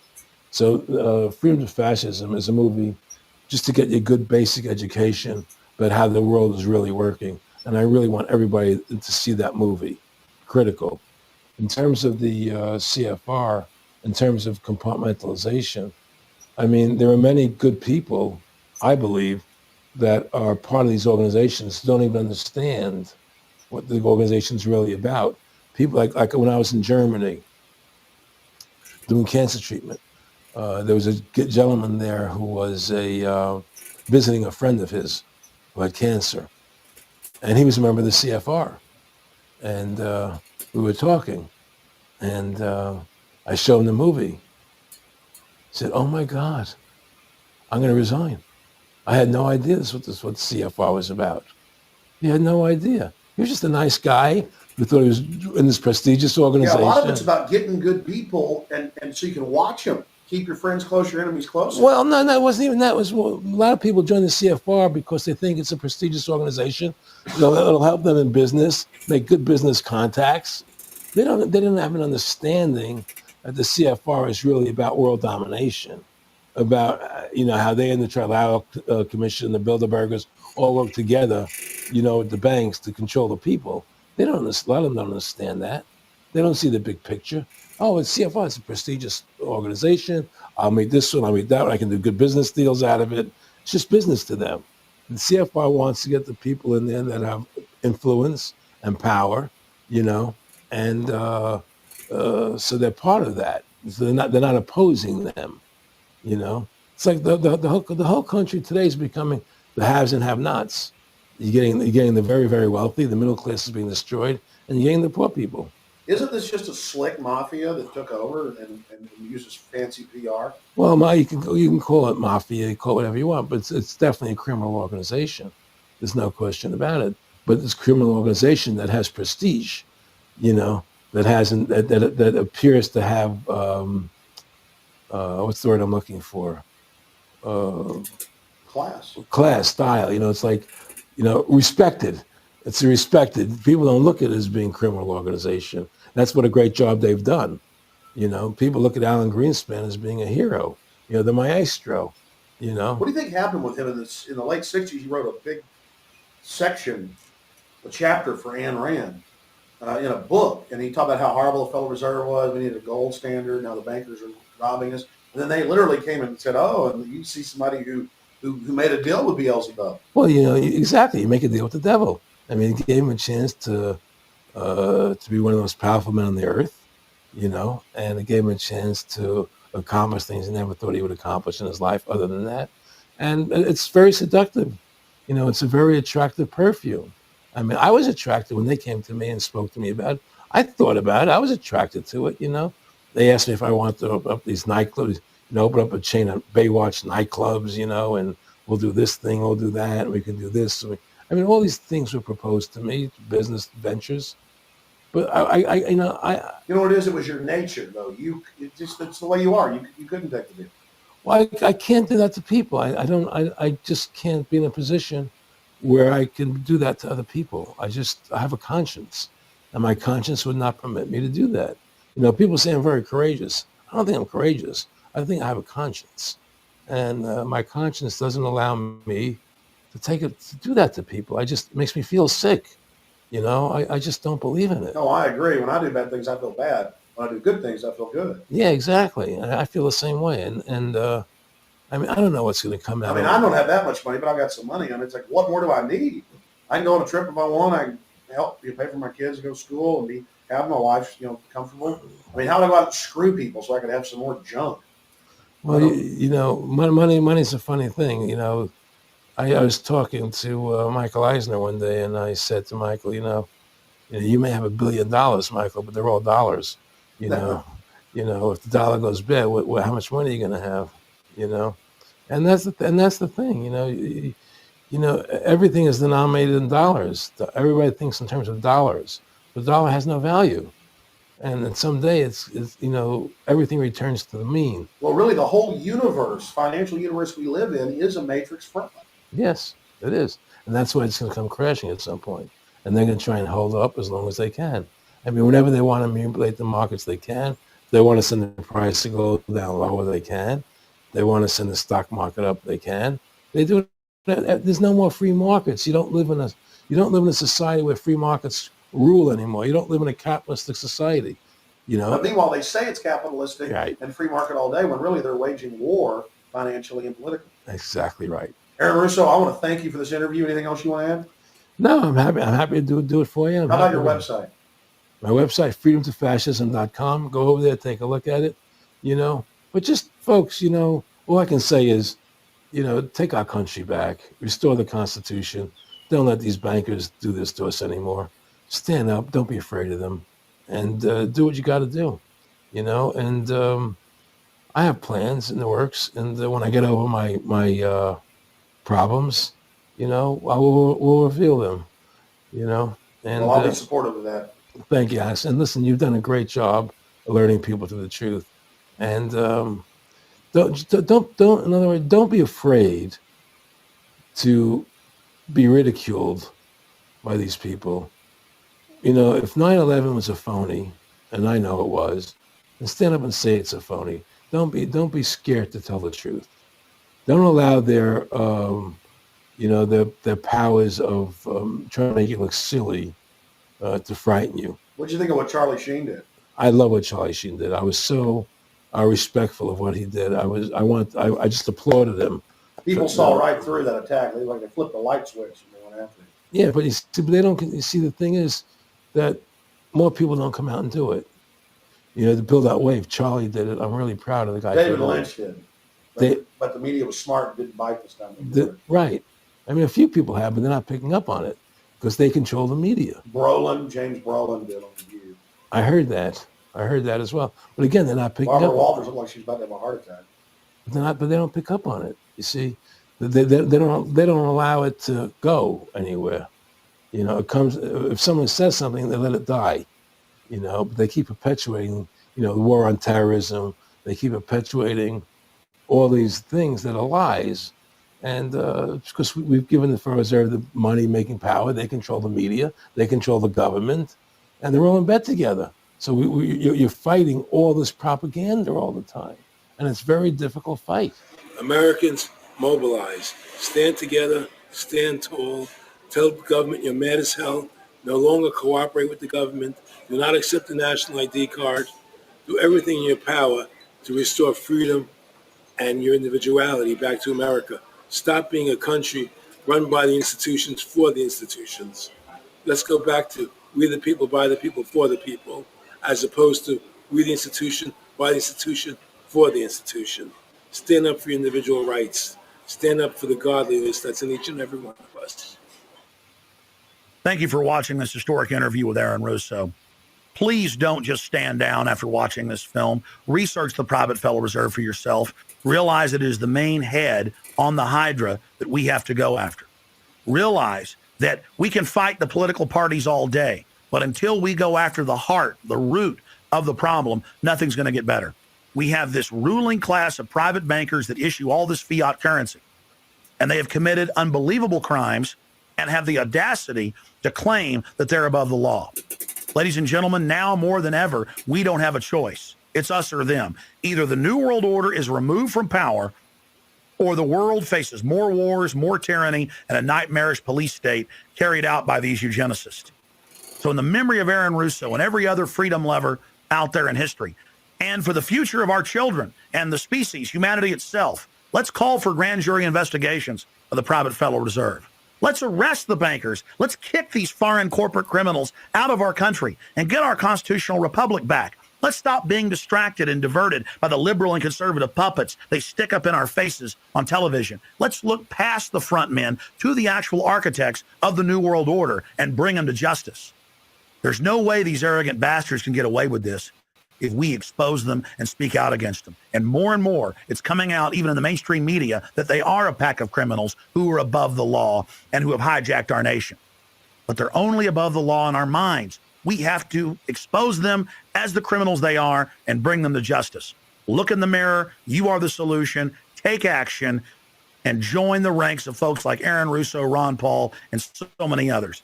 God bless you all, and thank you for watching this presentation. Now spread the word about the true enemy of the people in the Fed, in the New World Order, in the hegemony of private central bankers.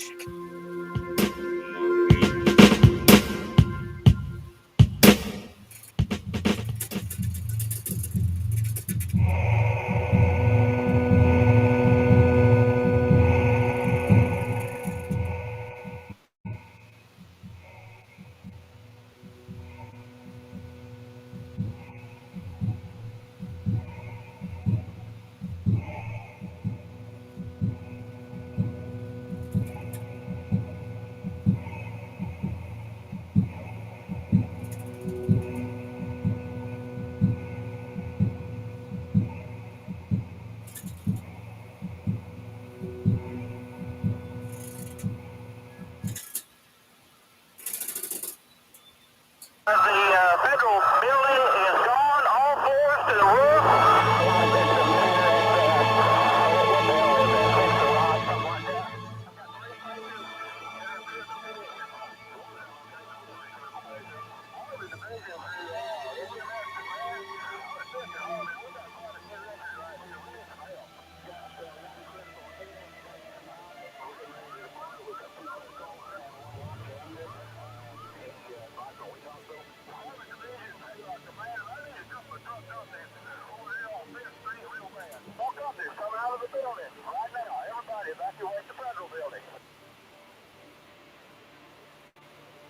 April 19th, 1995, in downtown Oklahoma City, multiple bombs ripped through the Alfred P. Murrah Federal Building. And as usual, federal fingerprints were all over this tragic event. Then President Bill Clinton, taking his orders from on high from the New World Order chieftains, needed a crisis to get his gun control agenda through, as well as his plans for a socialized America. Taking a page out of the Strongmen's Handbook, Bill Clinton knew that a crisis of this magnitude, endless images of mangled children, would pull on the heartstrings of the American people, and they would beg for the Anti-Terrorism Effective Death Penalty Act that he had failed to pass just a year before. The bill absolutely eviscerated massive sections of the Constitution and the Bill of Rights. We've been investigating this tragedy for over 6 years. The amount of evidence is staggering. Let's just hit some of the key points. Now let's get into it. Station that one explosion caused, because here's now what we are starting to learn about the succession, or what someone obviously hoped would be a succession of explosions. The first bomb that was in the federal building did go off. It did the damage that you see right there. The second explosive was found and diffused. The third explosive that was found, and they are working on right now as we speak, I understand, both the second and third explosives, if you can imagine this, were larger than the first. So try to imagine two or threefold happening what we've already seen there. It is just incredible to think that there was that much heavy artillery that was somehow moved into the downtown Oklahoma City Federal Building. 2 other explosive devices were found that were not detonated, and they were larger than the first. I think he said another bomb. Oh my God, another bomb. We just saw, if you were watching there was a white pickup truck backing a trailer into the scene here. They're trying to move people out of the way so they can get it in. Appears to be the Oklahoma County Bomb Squad. It's their bomb disposal unit, essentially, is what it is, and it is what they would use to, if the report that we gave you just a few moments ago turns out to be correct, that they have found a second explosive device of some kind inside this building, they'll back that trailer down there, and the bomb squad folks will go in, and they will use that trailer. You see the bucket on the back there, sort of, this is how they would transport the explosive device away from this populated area to try to do something with it. The Justice Department is reporting that a second explosive device has been found in the AP Murrah building in downtown Oklahoma City. Mike, you're still with us, aren't you? Yes, I am. And I might tell you, in addition to that In fact, what we were told at the scene a few minutes ago was that, in fact, 2 different explosive devices were found in addition to the one that went off. So a total of 3. A total of 3. Now confirmed through federal authorities that a second bomb has been found inside that federal building in Oklahoma City. It was an explosion at 9 o'clock this morning that did that damage you're looking at right there, blowing off the entire north face of that building. Again, you're looking at the north face there. A second bomb was found on the east side of that building. A bomb squad is on the scene. That second bomb has not exploded. We don't know quite the status yet, if they've managed to defuse it, but it has been confirmed that a second bomb was found on the east side. Reports I have is that one device was deactivated. Apparently there's another device, and obviously whatever did the damage to the Murrah building was a tremendous, very sophisticated explosive device. So President Clinton just called Governor Frank Keating, and he says that 3 FBI anti-terrorist teams are en route to Oklahoma City. Right now, they are saying that this is the work of a sophisticated group. This is a very sophisticated device, and it has to have been done by an explosives expert, obviously, with this type of explosion. The medical teams downtown are unable to get into the wreckage to retrieve more of the injured because of the presence of other bombs in the area. I just took a look down the street at the Murrah building again. I see another bomb truck going, so apparently they're going to try to get out that third bomb that's been talked about. Still a lot of activity around the Murrah building. Security concerns that another one still might go off. Fortunately, it didn't, because the second device that they found, we understand, was even more powerful than the first. They then found a third device, and you can see the look on this woman's face at the fear that she might have to go through the same thing again. They then found a third device, which was also larger than the first. Hard to feel lucky at this point, but certainly through some good work by some munitions experts and the explosive sniffing dogs, further tragedy has almost certainly been averted here.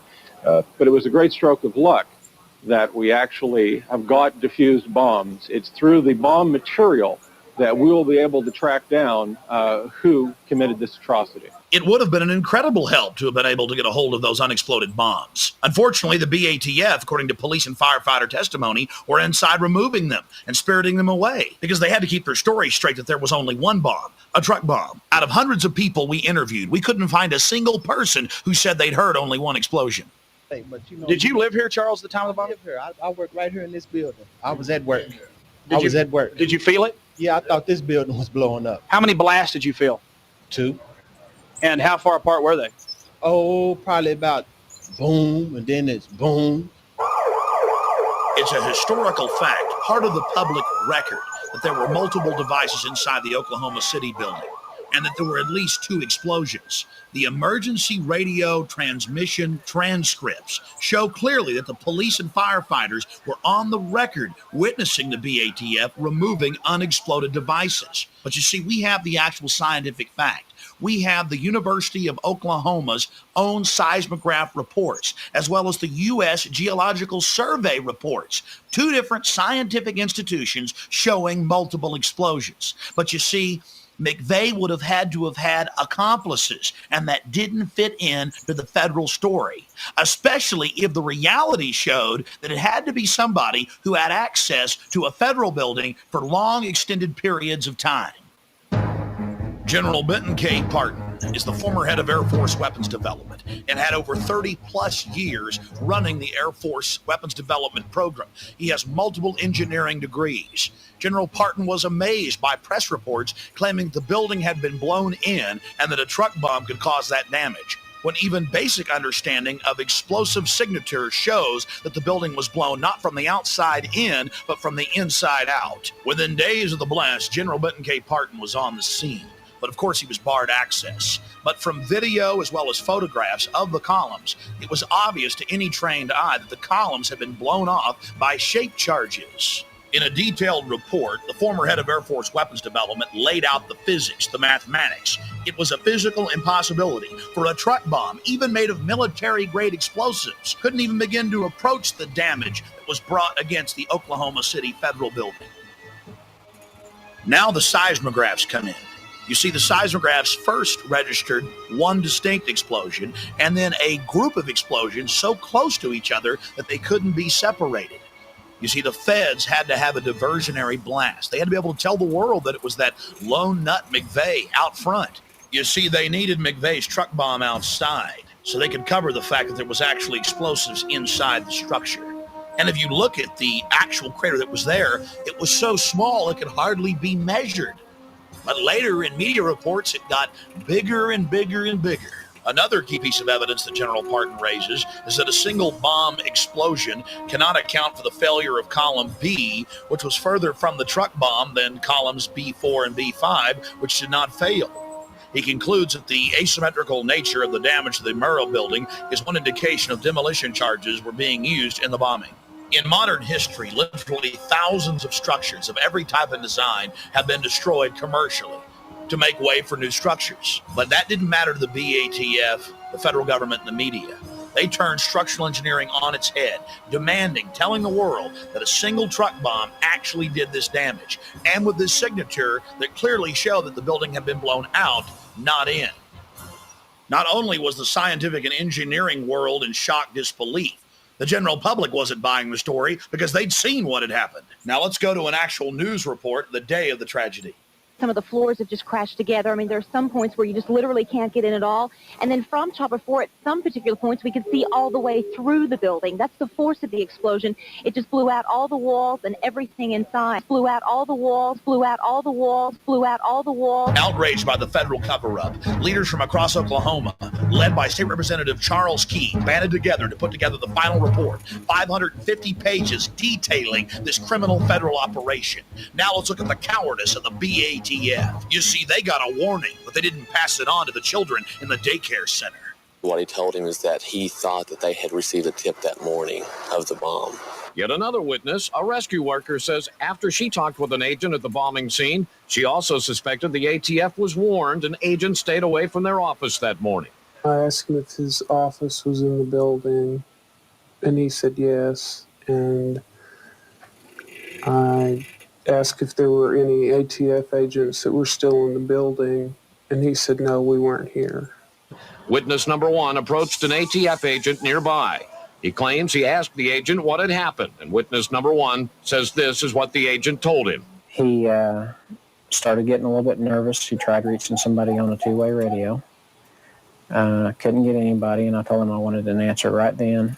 He said they were in debriefing. None of the agents had been in there. They had been tipped by their pagers not to come into work that day. Plain as day out of his mouth. They were tipped. Why wasn't anybody else? There was a lot of people, good people, died down there.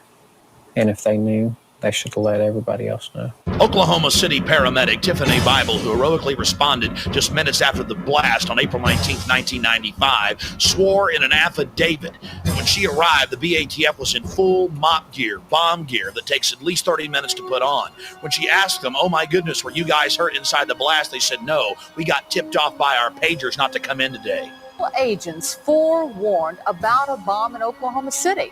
Did they know the Murrah building was a target? The ATF says no, absolutely not. But tonight in a story you'll see only on the news channel, you're about to hear otherwise from people who were at the Murrah building that morning. We are asking simple questions and we can't get any answers, so it makes us that much more curious, you know. Where the hell were they? The news channel did ask for a private meeting with ATF officials to discuss the credibility of these witness reports. But the ATF refused, saying they had no more to say on the subject. Lee Harvey Oswald acted alone, and so did Timothy McVeigh in Oklahoma City. So we're meant to believe. But hundreds of eyewitnesses reported seeing Middle Eastern men crawling all over this operation. Let's look at John Doe number 2. Because I sat there and I seen McVeigh was with another person. Do you have any doubt in your mind that there was a passenger in the Ryder truck? That's even more. I have no doubt there was definitely a second person, no matter what. There was two people in this vehicle. John Doe number 2, and there was a $2 million price put on his head, and now they're saying there's no John Doe number 2. And our witnesses picked out a photo lineup. The news channel shared the information and surveillance tapes of this man with the FBI. They've had some of that material long before our reports went on the air. In the building, and I looked out the window, and I seen a door of his truck, and I seen the man get out of the runner's truck. She was just 10 feet away from the man depicted in this sketch when he stepped out of the Ryder truck. He was olive complexion, and he had black curly hair. He was wearing the baseball cap, but his curls were sticking out of his head. He was short in the back, but you could still see the curls in his hair. He was not American. He was foreign. You can tell by his skin, his face, the way his face was. We asked FBI Dan Vogel if John Doe number 2 is still part of the investigation. Does he exist? The answer, yes. The FBI is still trying to locate and identify John Doe number 2. The man in our reports is Iraqi. Today, the FBI says they are not pursuing a Middle Eastern connection. This doesn't mean it has been ruled out. That could change tomorrow. State, local, and federal police around the country actually detained dozens of Middle Eastern men trying to exit the country. Former Iraqi Republican Guard officers like Al Husseini Hussein. Despite all this evidence, the Clinton Justice Department said, release them. We don't want to talk to them. There is no Middle Eastern connection. In the making of this documentary film, our team has interviewed scores of former FBI agents, current FBI agents, police officers, detectives who were on the scene and who worked the case. They arrested members of the Iraqi Republican Guard while trying to flee the United States. They would open up their bags and find blue jogging suits, bomb-making materials. They would try to hold them, try to charge them. They could have convicted them in front of a jury, according to my sources. But Bill Clinton demanded their release. Later, I interviewed David Shippers, the man that impeached Bill Clinton, that brought down the mob in Chicago. And David Shippers stated that the Oklahoma City bombing team was the same people involved in the World Trade Center attack on September 11th. And guess what? Al Husseini Hussein was actually working in the Boston airport. It's amazing. Now we see the grand plan of the feds. These people are actually working for them. All the evidence shows. And the details are chilling. We'll also focus on surveillance cameras that caught the bombing on tape and maybe the men behind the bombing. The News Channel has new information tonight that there's a chance surveillance tapes could be the smoking gun evidence. Now, we asked candid questions in a rare face-to-face meeting with ATF officials close to the investigation. We learned that video collected from downtown businesses the morning of April 19th may someday be played before a jury. Officials won't say who or what exactly is on the tape. However, numerous sources have confirmed the tapes exist and that they reveal more than one bomber. So what evidence are they asking for? They're asking for video taken from the Ryder truck from the Rigi Towers. Well, Kevin, it's a question we've all been asking. We've been asking that question since we first broke the story that surveillance cameras aimed at the federal building could have captured all those involved on tape. Now, sources have confirmed those tapes exist and that they show more than one bomber. The FBI also confirmed those tapes exist when they refused to release them, claiming the video is part of a criminal investigation. And now, for the first time, we get an on-the-record response from the head of the Dallas office, ATF. We learned that videotape could be unveiled as part of the prosecution's case. No officials will discuss specifically what's on the video, but we have been able to recreate some of what may have been captured by downtown surveillance cameras through the eyes of the witnesses. Now, you're looking at a computer recreation of the final movements of the Ryder truck according to the people who crossed its path at 5th and Harvey, moments before the explosion. Tonight at 10, the witnesses will detail their memories of how they believe the suspects carried out the crime and made their getaway. Now, all these accounts share a common and unsettling similarity. The witnesses say they saw several accomplices, including the infamous John Doe number 2. ATF officials tell us the elusive John Doe is still part of this case, but will not comment any further. However, they did tell us that there's a lot about this case we don't know yet, information you can't find in the indictments against Timothy McVeigh, Terry Nichols, and Michael Fortier. It was just hours after the bombing when the News Channel first told you about the possibility that surveillance cameras may have captured the explosion and the killers on tape. Our sources and sources for the LA Times describe what's actually on those tapes. The information shows some huge surprises, the biggest that it may have been John Doe number 2, not Timothy McVeigh, who detonated the bomb. Brad Edwards has the latest on the investigation in this exclusive News Channel report. Our new information comes directly from a source that has seen parts of those surveillance tapes. It also comes from reports now in the Los Angeles Times. But perhaps the biggest surprise is contained in the News Channel's own information.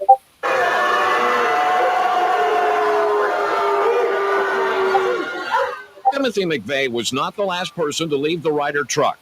In fact, another man sat inside the cab of the truck after McVeigh got out. We believe that man is John Doe number 2, a man who, for all we know, is still on the loose, leaving open a vital question. Was it John Doe number 2 who actually set off the bomb, not Timothy McVeigh, as we've all been led to believe? News Channel 4 has for weeks been demanding copies of the surveillance tapes from the FBI. The federal government so far is dragging its feet. But many people in the investigation have seen the tapes, and now so has a source willing to describe to the news channel what the tapes show. The LA Times report shows there was a surveillance camera near the corner of 5th and Harvey and another near the corner of 5th and Robinson. Federal investigators recreated the time sequence leading up to the bombing by matching the video and still photos from the surveillance cameras. Since we can't show you the tape ourselves, we're reenacting what our source says he saw on those tapes. As witnesses told the news channel before, the tape showed the Ryder truck parked in front of the Murrah building where we now know the blast went off. As witnesses also told us, the tape showed 2 men sitting inside the Ryder truck. A man strongly resembling Timothy McVeigh gets out of the driver's side, steps down. He then appears to have dropped something on the step up into the truck. He bends down and appears to pick something up off the step. Then he turns and walks directly across 5th Street toward the Journal Record building. All this time, John Doe number 2 is still inside the Ryder truck's cab, sitting on the passenger side. Time passes. The surveillance tape is time-lapse photography. Without knowing exactly the time interval between shots, our source can't be sure how long John Doe number 2 sat in that cab. What was he doing all that time? Then the tape shows John Doe number 2 getting out of the passenger side of the Ryder truck. Again, the tape shows that a bombing witness accurately described what happened next to News Channel 4. I was standing in the building, and I looked out the window, and I seen the Ryder's truck, and I seen the man get out of the Ryder's truck. The tape shows John Doe number 2 getting out, shutting the passenger side door. He steps toward the front of the truck and is momentarily out of the frame of the surveillance camera. But shortly, he appears back in frame, walking toward the rear of the truck, still on the sidewalk in front of the Murrah building. Again, he turns east toward the front of the truck, looking toward the street. John Doe number 2 then walks diagonally across 5th Street toward the east, as if heading toward the YMCA or the intersection of 5th and Robinson. He again leaves the frame of the camera. Another camera shooting from another angle clearly shows the actual explosion that destroyed the federal building and killed 169 people. So what does the mysterious John Doe number 2 look like in the tapes? The man who stayed inside the Ryder truck, possibly triggering the bomb? Well, his features are obscured by a baseball cap in the portion of tape seen by our source, the same kind of cap shown in the composite drawing first released of John Doe number 2. The cap was a sports cap, flame style.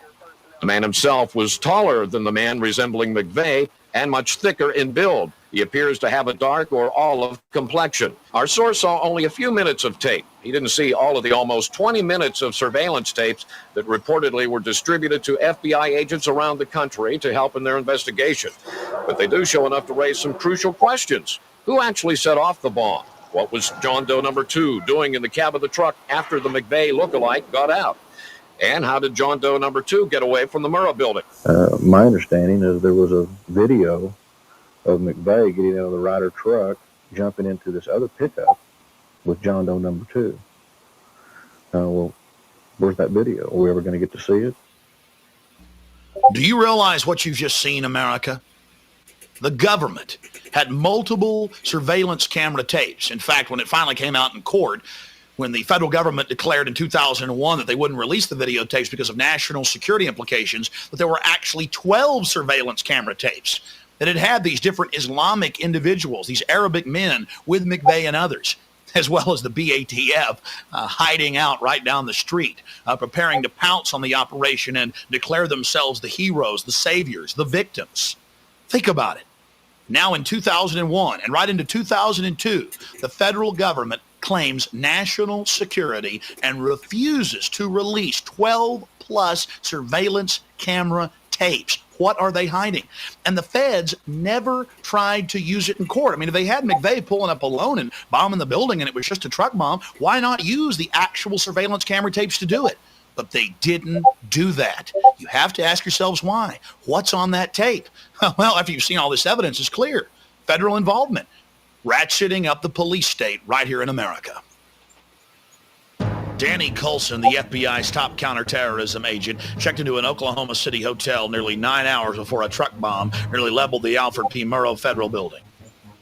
The Embassy Suites Hotel receipt of Danny Coulson, the director of the FBI's Terrorist Task Force and founding commander of the Bureau's hostage rescue team, was dated April 19, 1995, with a check-in time of 0:20.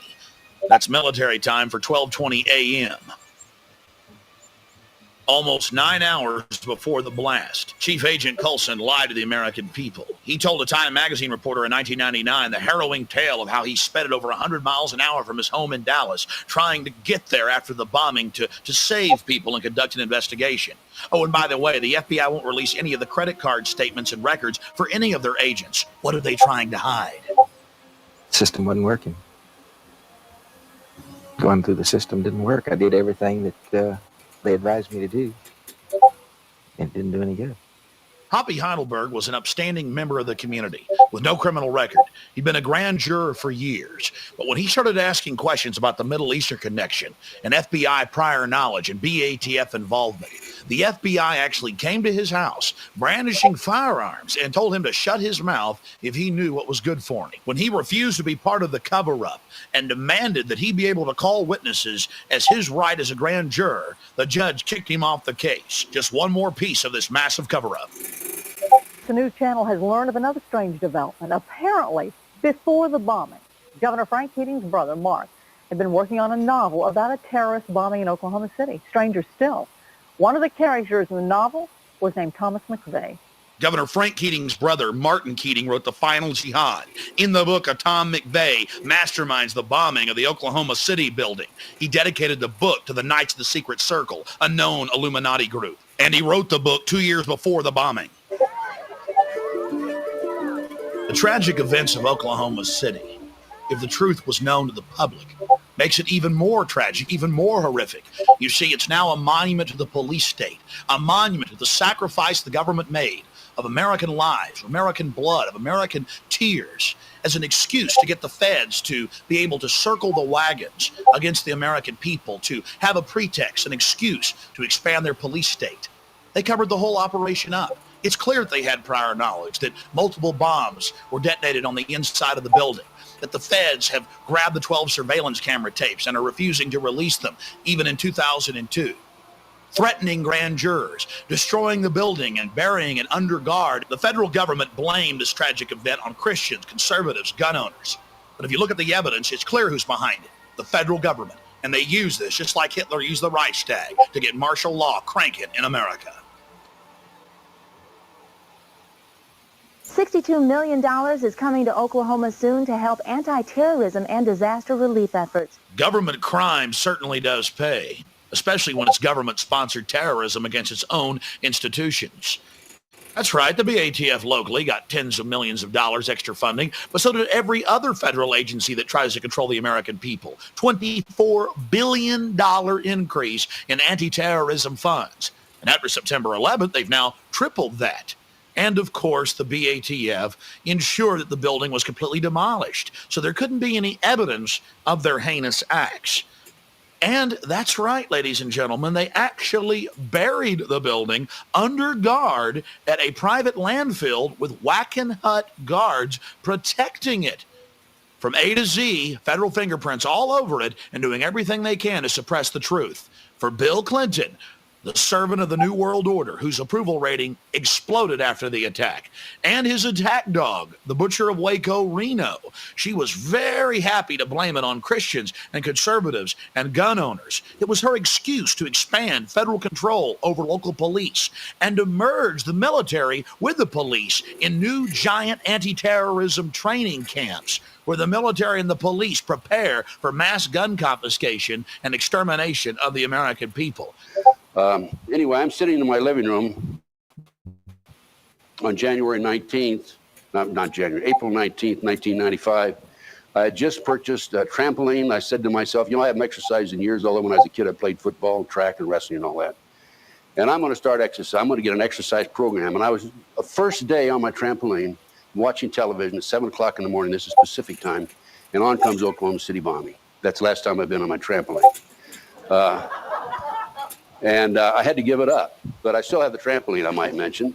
But the first thing I noticed is I received a fax, and this fax was a seismogram from the University of Oklahoma. And here is the seismogram. And this seismogram shows that there were two events. There's one event there and one event there, 10 seconds apart, one at 9:02 and 3 seconds, the other at 9:02 and 13 seconds. Here's a larger one of it, an enlargement of it. You can see there's one event there and there's one event there. And immediately the government came out and said it was a 1,200-pound ammonium nitrate bomb. And then they raised it up to, I think, 2,500, and then they raised it up to 4,800. And knowing that an ammonium nitrate fertilizer bomb, we'll call it an ANFO bomb, only has one detonation, I said to myself, you know, there's something that doesn't fit right here. The University of Oklahoma says there's 2 ground swells, 2 detonations, and the government says it was an ammonium nitrate bomb. And that started me on my way, and so I started checking into it, and I received a phone call from Michael Riconosciuto. Michael's a friend of mine, ex-CIA, been set up and framed on a drug deal. He's serving 30 years at the federal penitentiary. And Michael said, I said, Michael, are you familiar with the Oklahoma City bombing? Yes. Let me read this seismogram to you and give you some information. He says, Ted, that's my bomb. Now, he didn't mean that was his bomb that exploded, but his family owned the Hercules Manufacturing Company in the Silicon Valley, and they developed this electrohydrodynamic gaseous fuel device. We'll call it, for short, a barometric bomb. Michael said, explained the reason it was not an ammonium nitrate bomb. And of course, this was several days after the explosion. And I'm on my way. I personally have made 2 trips to Oklahoma City out of my pocket, paid for it myself to investigate this matter. I was so incensed over this government cover-up. And I have a report here. This report is available, by the way, in the back of the table. It's 160-some pages long. A lot of the information was too short to present it here this morning or this afternoon. But some of the reasons we can tell you definitely it wasn't an ammonium nitrate bomb. It has too much moisture to be effective, as was the situation in Oklahoma City, was just one. This report has like 16 instances of why it was not an ammonium nitrate bomb. And what usually happens is the propagation from the initial detonation would be uneven, and it would scatter the bulk of the material before contributing energy to the bulk of the explosion. That bomb in Oklahoma City was directional, and I'll show you some pictures in a few minutes now that shows how the destruction of that building compared to the destruction of the bomb in Saudi Arabia. And then another reason is an FBI agent testified the McVeigh shirt contained PDTN, which is one of the chemicals for ammonium nitrate bomb. In one news report, and PETN was identified in another report, the propagation would have been uneven, and there would have been no way to shield such a blast. The ammonium nitrate bomb, fertilizer bomb, would go in 360 degrees, up, down, all directions. In this particular case, as I said, it was directional. It was aimed right at the Murrah building.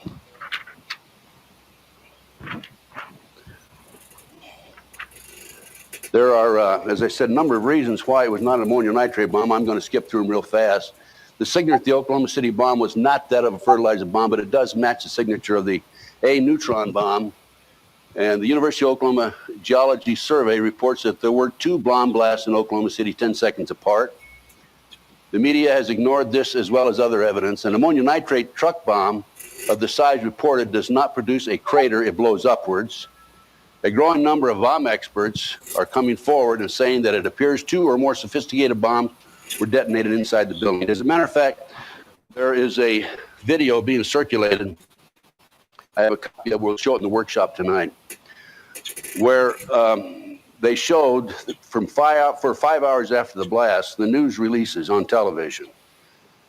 And in 2 instances, in the first, they said that they discovered another bomb inside the building, and everybody was running from the building. And then they apparently detonated that, not detonated, but neutralized that bomb. And then they came back and they said there was another bomb, a second bomb inside the building.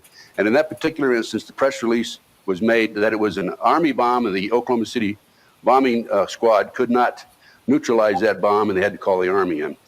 The announcer made the statement that this is good news in a way, because now we will know who manufactured the bomb.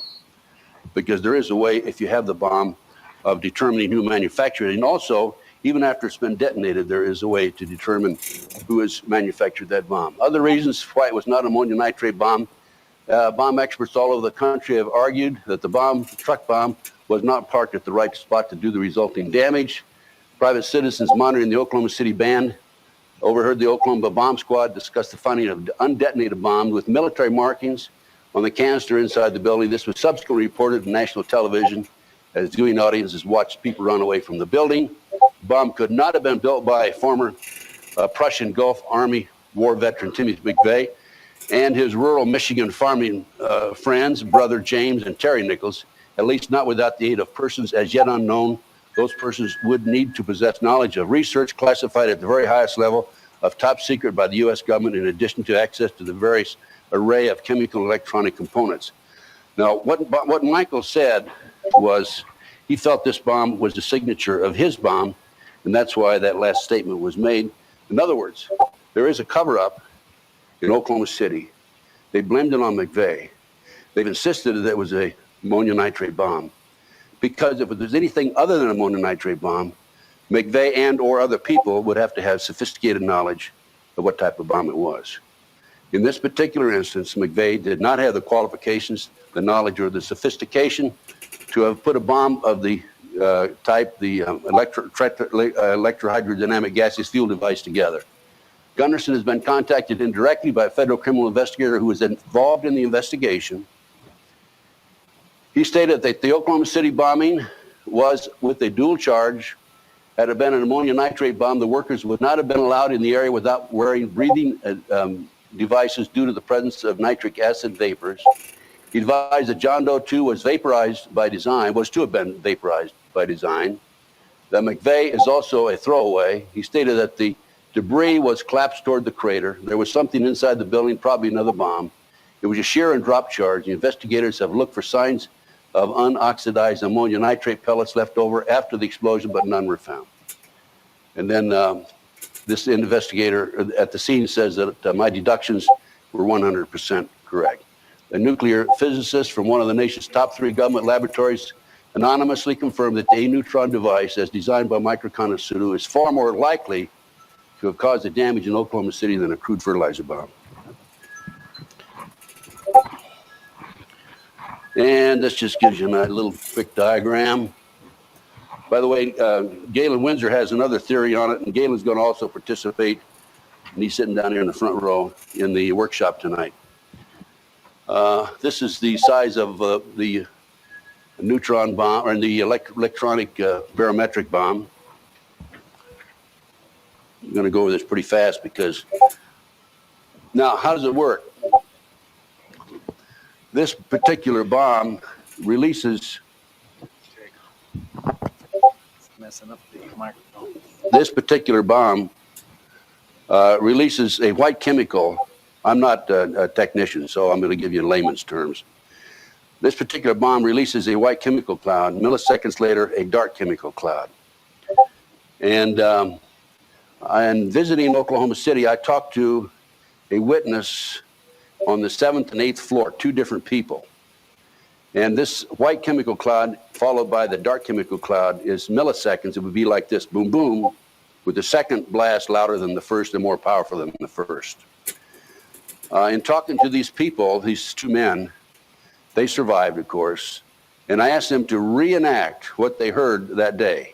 And both of them, independent of each other, and interviewed separately from each other, said it was like this.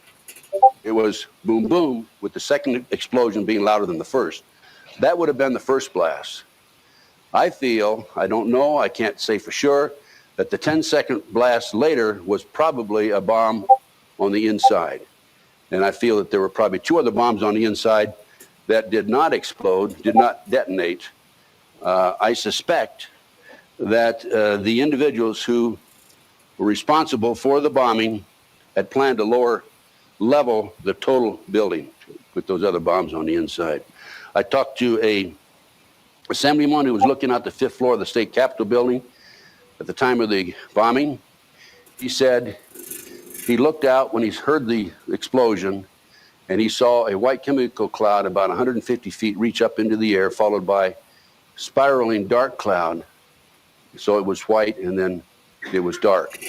A lady who was interviewed on television, CNN, she was, I think, in the area of the nursery, made the statement that everything was white, and then everything was dark.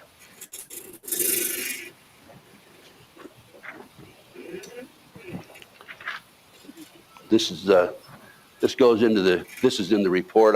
We're not going to read it now. We don't have time. Besides, you probably put you to sleep as it is. This is from an article by the Times staff. I think that's the LA Times. In addition, bomb experts and evidence technicians are operating on a theory that, and I can't read it, elaborate one-on-one explosion device was wired inside the truck and used to set off the detonation, which then triggered a second massive explosion. But perhaps more important, sources said that the double something might have been the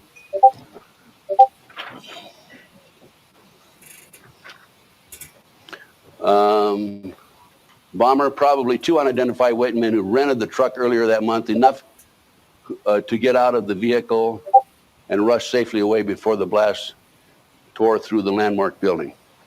That's just something that we picked up in reviewing every material. There were a number of people who said there was a John Doe 2. This is a sketch that appeared in the newspaper. This is John Doe 2, and we're going to talk about him a little later on. The day that the truck was arranged to be rented, that was on a Saturday before the Wednesday of the bombing. McVeigh has been identified, along with John Doe 2, as having gone into the Elliott Body Shop in Junction City, Kansas, made arrangements, and then picked up the truck the following Monday, I think it was. And then Tuesday, they were seen, this truck was seen, or a similar truck was seen out by a lake all day by people driving to and from work. And then the morning of the explosion, a number of people have identified McVeigh and John Doe 2 as having been occupants of the truck. We'll get more into details later on. We talk about John Doe 2. This is a story that actually appeared in the LA Times, May the 10th, 1995, shortly after the bombing. And we probably don't have a lot of time to read all this, but what this basically, this is a joke, really. I mean, if it wasn't so serious, it'd be funny. They talk about John Doe 2 in here. Meantime, investigators began to fear that they were given a false lead to the description of the long-sought suspect known as John Doe 2, who was said to have accompanied McVeigh to the Junction City, Kansas Ryder truck franchise to rent the vehicle, allegedly used in the bombing. Some are even advanced the theory that John Doe 2 was Nichols, who bore little resemblance to the FBI's composite drawing of the suspect, or possibly even Nichols' son, who appears to be as tall as 5'7" and to weigh as much as 170 pounds. That's Josh Nichols, and I've interviewed him, by the way. One source close to the case said that if John Doe 2 turns out to be Joshua Nichols, the likelihood is that an innocuous role that he could be helpful as a witness in the case. And it goes on and tells about all the possibilities about John Doe 2, not once really dealing with facts as we've seen them since then. Under this assumption, the investigator said that the theory that James Nichols was the brains behind the now bombing scheme would work. Terry Nichols was the expert in building explosives. McVeigh was the man who would carry out the plot. McVeigh was too smart, was not smart enough to build this, and it goes on and on. And then it talks about that accomplice, the alleged John Doe 2, also could be someone still unknown to the federal investigators. It could be a real loner or a drifter, the sources said. If you have an opportunity to buy the report, which is back there, you'll read that article in detail. It'll be rather amusing. Now, there have been certain people who have claimed that this bomb, barometric bomb, does not exist. And you see here, this is from the Atlas Powder Company, Tyler Corporation, Dallas, Texas. This is an article that appeared in a science magazine. I don't have the name of the magazine. It's up here. I can't read it right now. It was discovered that agricultural fertilizer prills, when made into ANFO, had very poor explosive characteristics. They will not detonate efficiently because of their high density, lack of propensity, and heavy inert coating of anti-setting agents. Now, this is continuing with this article.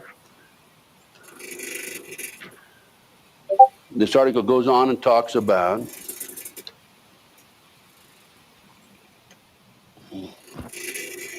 a list of the key contracts in defense and aerospace. The Iraco Incorporated, Salt Lake City, Utah, they talk about a $2,618,000 contract increment as part of a $5 million plus contract, full-scale development of the tactical explosive system, so on and so forth. The work is to be performed and expected to be completed by November 2291. There are 34 bids, so on and so forth. Bottom line, this is the contract number, DAAA 2190-C-0045, dated June 14, 1990. That, ladies and gentlemen, is the barometric bomb contract. We then took that information, wrote to the Department of the Army in Picatinny, Arkansas, New Jersey, Arsenal, and we asked them for the information on the government contract for that particular contract right there. And they wrote back, and by the way, this is public information. They wrote back and said, review and research of your request. Please be advised that no information pertaining to that contract number has been located. So what we're saying there is we have proof that this bomb does exist, and the government says that they can't find any record of it. So we happen to know through our sources, Dyna Nobel manufactured that bomb. We wrote to Dyna Nobel, and right there, Salt Lake City, Utah, and wrote this letter and asked them to send us information on this particular contract number, so on and so forth. And that was dated September 2nd, 1995. And we're still waiting for a reply. And don't expect one. Okay, let's look at, can you see this crater here? It's difficult to see, but that's the size of the crater in the Saudi Arabia. I'll give you more details on that in just a minute. There's a comparison. Saudi Arabia and the World Trade Center, or not World Trade, and the Oklahoma City bombing. Now, the reason we're comparing these is because the government says that the bomb in Saudi Arabia was 5,000-pound info bomb, 8-story building. The truck was parked 35 yards away. The crater there, 85 feet deep and 85 feet wide and 35 feet deep. Oklahoma City, about the same size, 4,800 pounds, ammonia nitrate, 9-story building. The crater was 20 feet deep and 30 feet wide. Look at the difference. 85 feet wide, 30 feet wide. 35 feet deep, 20 feet deep. Yet they were supposed to be about the same size. And this is the letter from the Office of the Chief Medical Examiner in Oklahoma. But before I go to this, let me mention that nobody knows for sure, except the government, as to what type of bomb was used. All I can say 100%, it was not an ammonia nitrate bomb. It was not a fertilizer bomb. General Pardon has an opinion on what he thinks happened. Galen has an opinion on what he thinks happened. We feel that our bomb played a part in it somehow or other. But this is from the Office of the Medical Examiner. This is from the leg that was found at the scene, the strange leg. Among this tissue was a traumatically amputated left thigh and lower leg recovered on May the 30th. This leg was clothed in black military-type boot, 2 socks, and an olive drab blousing strap. Anthropologic analysis of this specimen reveals that the individual to be light-skinned, dark-haired, probably less than 30 years of age, male, undoubtedly 75% probability, having an estimated height of 66 inches plus or minus 3 inches. This leg has not been matched to any of the known victims of the survivors. The leg was sent to the FBI laboratory. They came back and said it was a black female. Now, the bomb that the electrohydrodynamic gaseous fuel device, barometric bomb, has to be pointed and locked. It's a directional bomb. We think there's a possibility that this leg came from somebody inside the back of the truck. Okay, again, this is in a comparison. World Trade Center bombing, 1,200 pounds, supposedly. Difference between Oklahoma City, Saudi Arabia. I've already gone over that. And the Oklahoma City bombing was limited primarily to the surrounding area. It can be attested to this as I personally visited the sites. The Saudi Arabia bomb was at 360 degrees in all directions.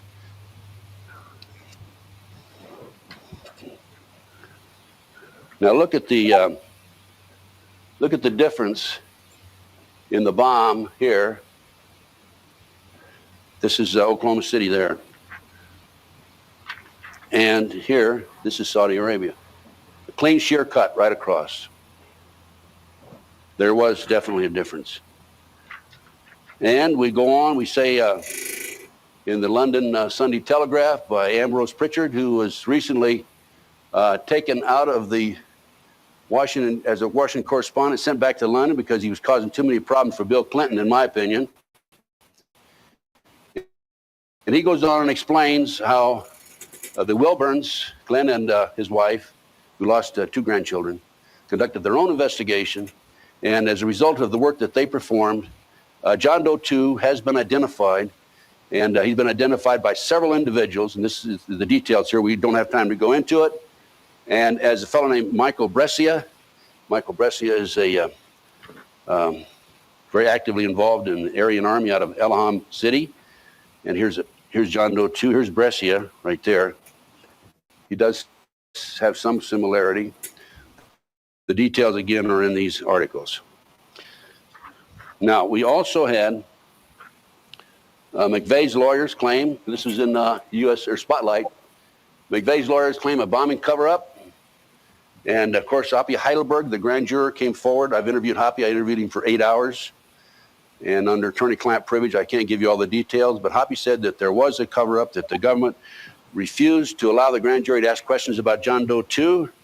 And furthermore, there were certain stipulations and regulations and restrictions placed on the grand jury. They were not allowed to ask direct questions. They're supposed to go through the U.S. attorney, entirely foreign to any grand jury that I've ever been involved with. Now, 2 years later, the U.S. government came out, and they said, the USG, Geological Survey, signed and say that they snuffed multiple bomb theories. It took them 2 years to decide this, right? They say that the puzzling dual waves are, in fact, a single wave that divided underground. By the way, the University of Oklahoma has not recanted. They've stuck with their story that there were 2 ground swells, and they still feel that there were 2 detonations. The paper that reported that last article came and asked me my opinion, and I said, Ted Gunderson, Las Vegas, former head of the FBI office, Los Angeles, now a stalwart conspiracy theorist in Nevada congressional candidate. I got mad and ran for Congress. I also got mad and ran for president against Clinton in the primary, New Hampshire and Texas, just to expose him. I knew I couldn't win on an independent ticket. And surprisingly enough, I came out 11th out of 21 in New Hampshire. I never registered as a Democrat before, but I figured the only way I can take him on is take him on in the primary. And I came out 5th in Texas. We had over 15,500 votes in Texas. But anyway, they described me as a congressional candidate. Gunderson says the next time I believe press release from the U.S. government will probably be the first time in years, regardless of whether they say it's scientific or not. And that's the way I really feel, too. Okay, we'll discuss very briefly. I want to get back to Lynn in just a few minutes. The World Trade Center bombing. This is an article in the October 28, 1993, New York Times. Also a similar article in the Los Angeles Times. Excuse me. Now, the reason I bring this up, the World Trade Center bombing, is because the bomb used there was supposed to have been similar in nature, an Anvil bomb, as the other 2 bombings I mentioned earlier. The reason this is a very unusual case is because the FBI had an informant, Mr. Salam, a 43-year former Egyptian officer, had an informant with the terrorists. And this informant, Mr. Salam, was clever enough during his conversations with his FBI handlers to record his conversations. When it came time to prosecute the terrorists, he reminded them that he secretly recorded their conversations with him, and you're not going to prosecute me. And so they didn't prosecute him. I'd like to also point out that in addition to him recording this, the significant fact is that the FBI furnished the ingredients for the bomb. So they not only knew about the bombing in advance, they furnished the ingredients. And this, excuse me, this article documents that. It's actually in the paper. Now, why aren't our congressmen in Washington, D.C. pounding on the desk and saying, I want an investigation? Now, this trial is about to begin. In fact, it just began in New York City. Mr. Ramzi Youssef, the head terrorist, is CIA trained, a CIA trained terrorist. Here's Mr. Ramzi Youssef. And why did they have the World Trade Center bombing? Why did they have Oklahoma City bombing? Why? Let me tell you why. Because back in the 80s, the anti-terrorism legislation was written under the George Bush administration. A lady author, one of the authors, Department of Justice attorney, made the statement, before this legislation will pass, people will have to be killed. I suspect, and I contend, that the World Trade Center bombing occurred for that reason, but there weren't enough people killed, folks. 6 people killed. I mean, it's sad there are only 6. 6 is a lot, but not enough to pass the anti-terrorism legislation. $500,000 in damage, 1,000 people injured, not enough. 2 years later, Oklahoma City, 168 killed, probably 169, millions of dollars in damage. The anti-terrorism bill has now passed. And what does the anti-terrorism bill do, folks? Very brief summary. Search without search warrants. President can label groups as terrorists. He can call the First Baptist Church or the Temple or the Catholic St. Mary's Church on the corner a terrorist group.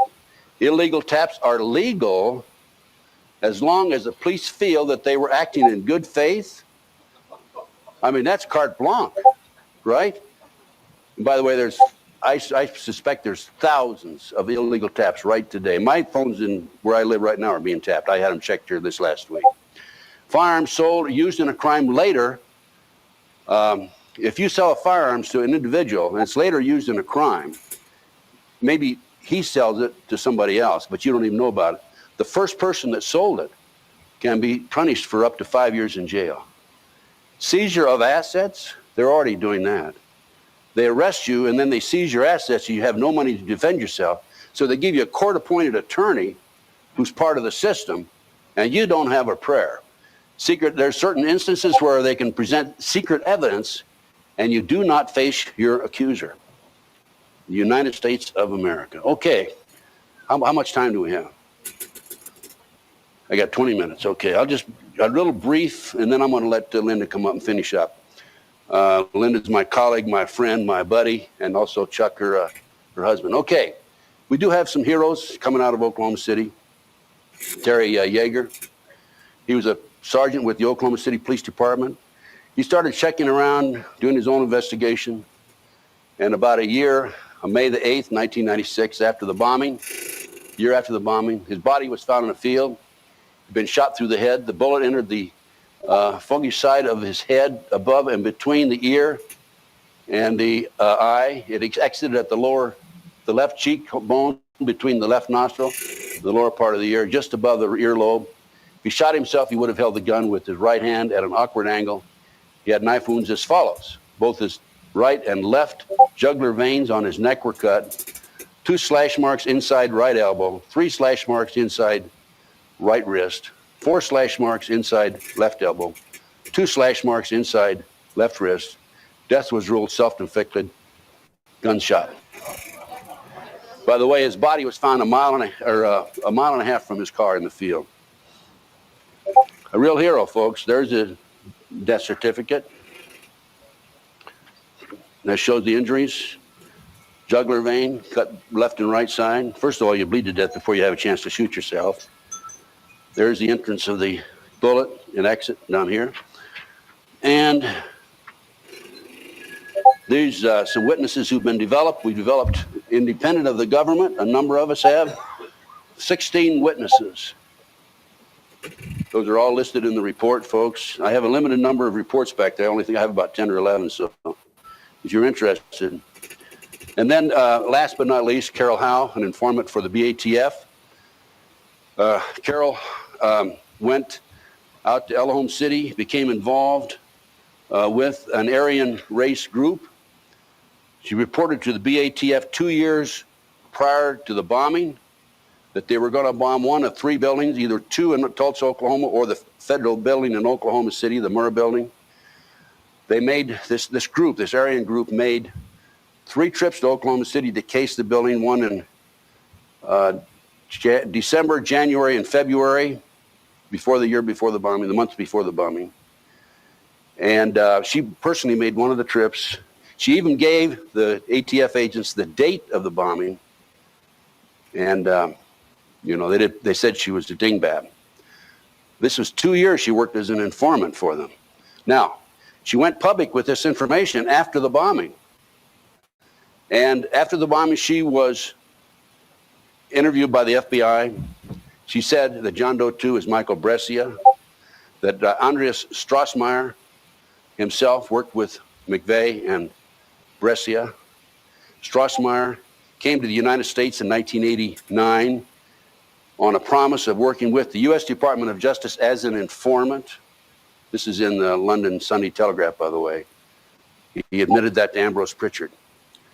And they have yet, in 2 years afterwards, they still had not interviewed Strassmeyer. They called him over in Germany, said he was not a suspect. They're not involved to their knowledge. Carol Howe made the statement and told the feds, FBI, and the BATF that McVeigh visited Strassmeyer and Brescia on a regular basis. What's happened to Carol Howe? Well, they filed criminal charges against her. Just a week or so ago, they had a trial, and fortunately, she was acquitted. I called her attorneys, yes. I called, when I heard about the trial, I personally called the family and told them that as a former FBI chief, I would voluntarily come up to Tulsa, testify at the trial as to the way the government administratively handles informants, and also to the fact that if you're going to be an informant, you got to get down with the pigs and wallow in the mud. And they accused her of planning a conspiracy to bomb 15 cities because her boyfriend had a message on the telephone message pad that if certain things don't happen by a certain date, that there will be an uprising in the Aryan army will bomb 15 cities. Her boyfriend had this on there. And the basis of that, the FBI raided the house. They found some parts of what they consider parts to a bomb, and they accused her of being involved with him. He was tried and convicted. Okay, Linda. Let me turn this over to Linda. Linda reported to me on a daily basis. She tested me. I didn't know that till just now. It cost me a lot of money, $1,800, and it was worth it. She covered the trial for me. And I have my radio show now. I hope you folks will consider listening to my radio show whenever you have a chance. It's very good. I have some hot people on there. I've had Bob on there. I had Chip Tatum. And it's on 2 hours every day from 9 to 11 here Mountain Time.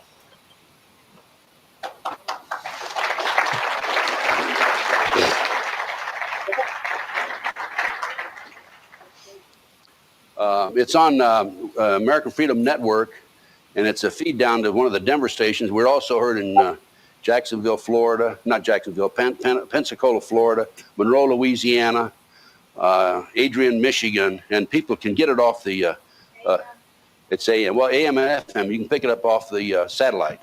I mean, off of the satellite. I'm on a promotional campaign now to try to get my show out to other stations, because I have some outstanding guests and we need to educate other people as to what's going on in America. So if you want to contact your local AM or FM station, feel free to pick up a flyer back there at my desk, and we'll furnish you a promotional package, try to get this show back out around the country. Thanks, Ted.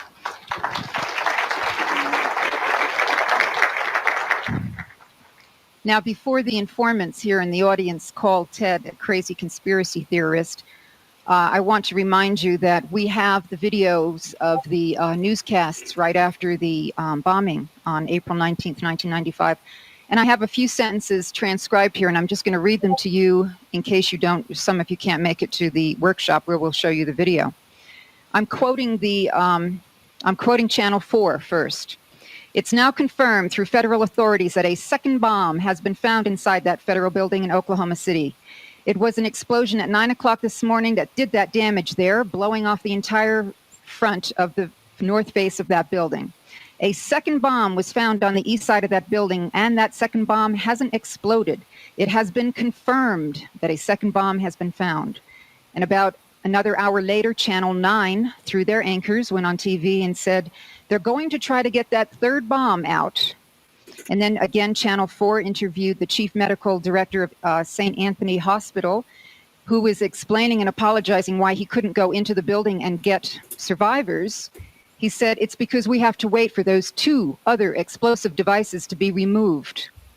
Again, interviews on Channel 9, they interviewed Mike Arnett, who is an attorney, and he explained he was there at the scene and he talked to the Department of Justice. And he said, I quote, "The Justice Department has confirmed a second different explosive device has been found in the Murrah building, and they are defusing it. Both the second and the third bombs were larger than the first." He explained that the reason the Oklahoma City bomb squad had to leave the scene is because they didn't know how to defuse a military bomb. Now, this is on the newscast that we'd like to show you because we're not crazy conspiracy theorists. Now, before I go into what happened at the trial, and the purpose of my contributing to this presentation is because I have all the documentation of the trial that was not reported in the Rocky Mountain News, the Denver Post, and all the other newspapers. But I want to clear something with the informants in the room here. I learned at the Oklahoma City bombing trial, the prosecutor said that America's safe because they now have 1 in 5 people at Patriot meetings are informants now. So for all of you, I wanted to point out that the reason you've all been selected as informants is because the government has something on you. And the fact that they have something on you helps you get the job done.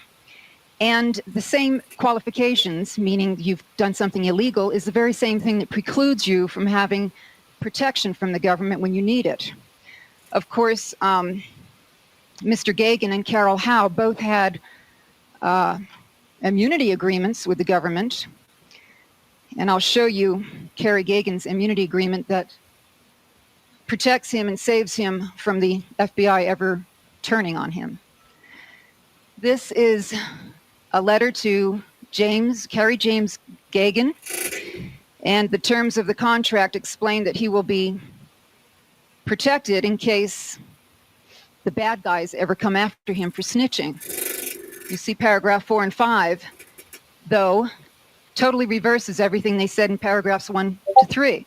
It says, if we decide we don't like the information you give us or it's useless, we withdraw this agreement. So you informants, you better read all the paragraphs in your agreements there with the government. This was signed by James Allison, who is in the Denver Department of Justice, and he signed it on September 14th. Well, after Kerry told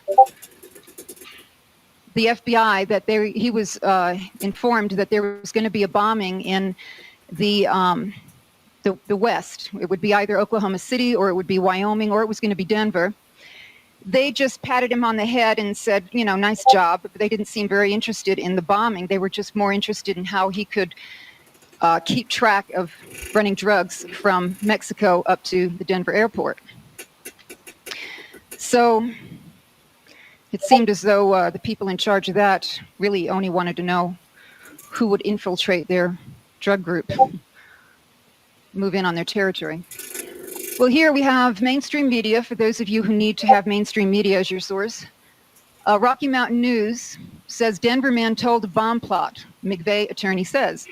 So we have Stephen Jones, with the credibility of being a licensed bar attorney, explaining that he has an informant explaining how there is a drug running group going from the Iranian embassy in Mexico up I-25 to the Denver airport.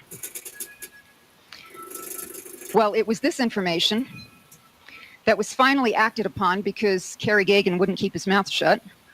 And he said, to the FBI, if you don't use my information regarding my information on the bombing, I'm going to start going to the press. I'm just showing you this, that in April, finally, the drug-running group that Kerry Gagan was working with while he was gathering information on the bombing, they were finally busted, and you can see there that they used the Denver International Airport as a shipping hub. It was Colombian drugs going from Mexico to Colorado, and Denver's a distribution center, so to speak, for Los Angeles and Greeley. Greeley's pretty important. Well, when he realized that there was definitely going to be a bombing, he got upset because he realized that they were ignoring him. They weren't paying any attention to the information that was going to save lives. So here, when he said, I'm going to go to the press about this, and he also went to the Oklahoma City Fire Department, and he warned them personally. So you've heard that the Oklahoma City Department was standing by on April 19th. It's because he warned them, and as punishment for warning and going beyond the scope of his agreement, you see the last sentence here. It says, the immunity granted in the letter of September 14th is hereby revoked. So for you informants in the audience, I need you to understand that you're on the wrong side, because nothing they promise you is going to come through. And they tried to do that with Carol Howe. And fortunately, Carol Howe survived. They're calling her a fruitcake and mentally incompetent. It did preclude her from testifying at the McVeigh trial. But in the meantime, she is not going to be killed, as they have. Kerry Gagan has gone into hiding because they're after him, and one attempt has been made on his life.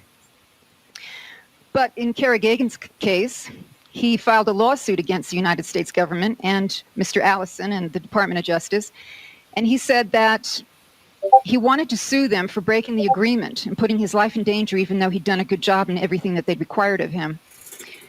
That case was sitting there in Denver, 97S308, and the decision finally came in. Judge Spar in Denver, he kicked out the complaint, and he didn't even require the United States to respond to it. And I'd like to read you what Judge Spar said as a way of kicking Kerry Gagan, ex-FBI informant, out. Judge Spar said, the theme of the action is the plaintiff's belief that he has a constitutional right to be an informant. Plaintiff alleges that he has a liberty and property interest in the September 14th, 1994 immunity agreement. He's mistaken. The Constitution simply doesn't provide any such right. But then Judge Spar went on to hint that perhaps Mr. Gagan should have brought a breach of contract case.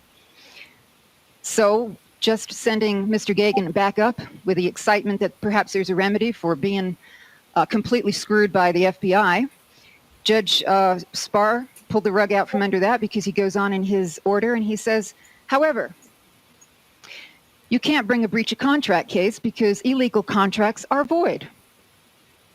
So if you are an informant out there and you think that there's any remedy for the government turning on you, you better think again. Well, what we intend to do at the workshop tonight is show you the evidence that we gathered from the Oklahoma City bombing trial. And I'd like to just tease you with it, because I see that we've run out of time. They're waving to me. I wanted to point out that there is plenty of information from the trial, information from the documentation that was not reported in the press, that supports what Ted is saying.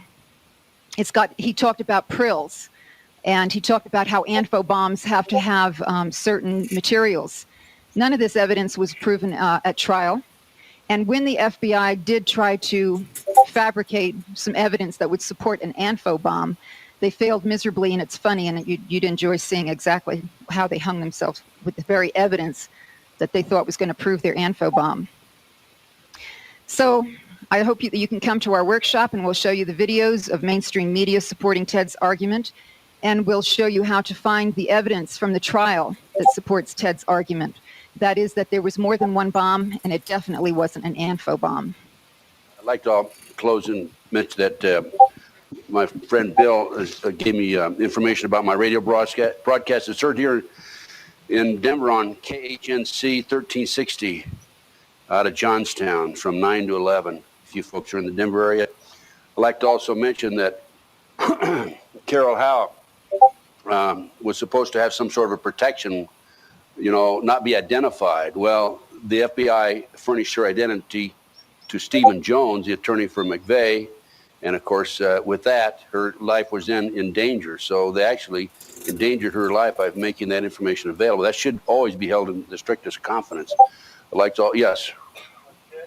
I heard that 6,300 Gulf War veterans' hard files were in that building. That's why it was blown up. I've heard that also. That the not only that, but the 6,400 files of the veterans from the Desert Storm were in that building. And that's one of the reasons it was blown up. That plus pass the anti-terrorism legislation. I'd like to also mention that I heard from a source inside the FBI that every militia group in America has an informant or a source or more sources in them. And so they know exactly what the militia people are doing. I've been asked to be national spokesperson on a number of occasions for groups or organizations. I refuse every one of them. I'm strictly a loner. I won't get involved with any group. You know, I'll be glad to give speeches and lectures. Also, I'd like to mention that if any of you agents out there, government agents out there interested in this report, if you come back to my table back there, I'll give it to you for free, providing you identify yourself and you furnish me your social security number. Okay. Question. Okay, all right. Thank you. Thank you very much. Thanks. Thanks, Linda. And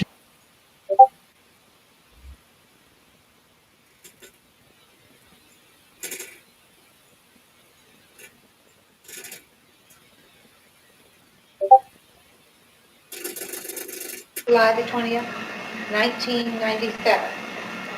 And I am recording this in order to make an affidavit that what I say is, in fact, true and correct. 3 weeks approximately ago, I was over to V.C. Lawton's house, who is a friend of mine. And when I was there, Reed Walcott was also there, and they had a video that was playing in their TV. And on it, there appeared these two men. Let me up close. I had a picture of, and I had this picture made off of the video. It is not very clear, but the video shows them perfectly. When I saw these two men, I asked them to stop the video, that I recognized these two men, but that they were not dressed as they are here in this photograph. I have given considerable thought to when and where I saw these men.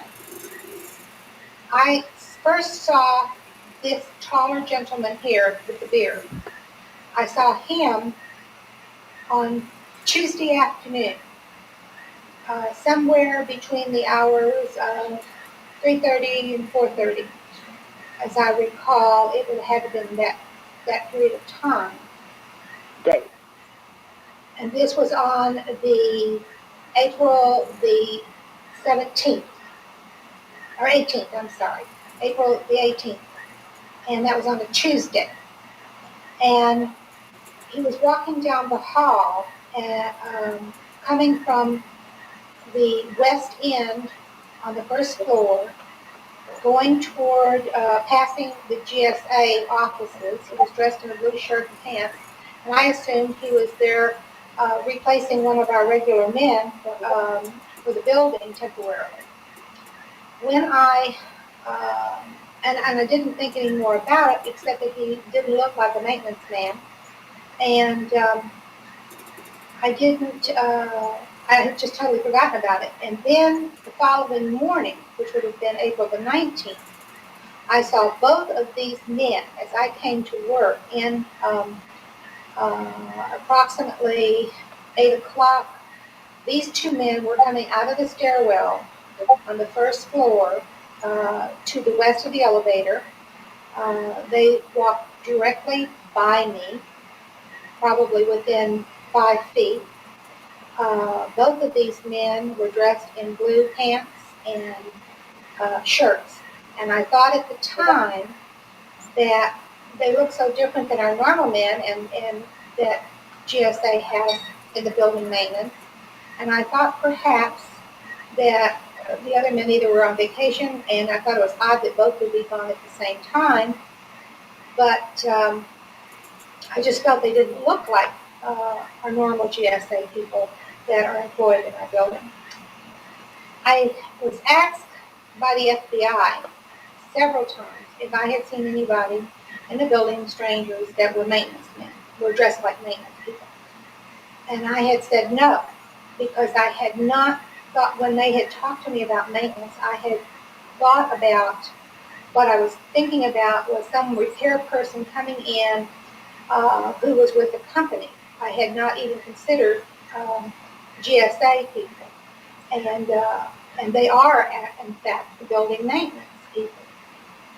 Only when I saw these two men in this photograph did I realize that these are maintenance people.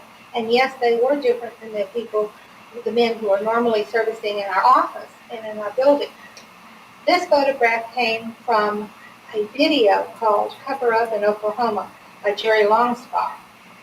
I had not seen this video until, as I say, 3 weeks ago. Had no idea until I saw these men. Didn't register where and when I saw these people. I can only tell you that they were in that building on a Tuesday afternoon and a Wednesday morning. The taller gentleman, this man right here, was there Tuesday afternoon. He was also there on Wednesday morning. Both of these men were together on Wednesday morning. I wish I could give you more information about them. I do not know them.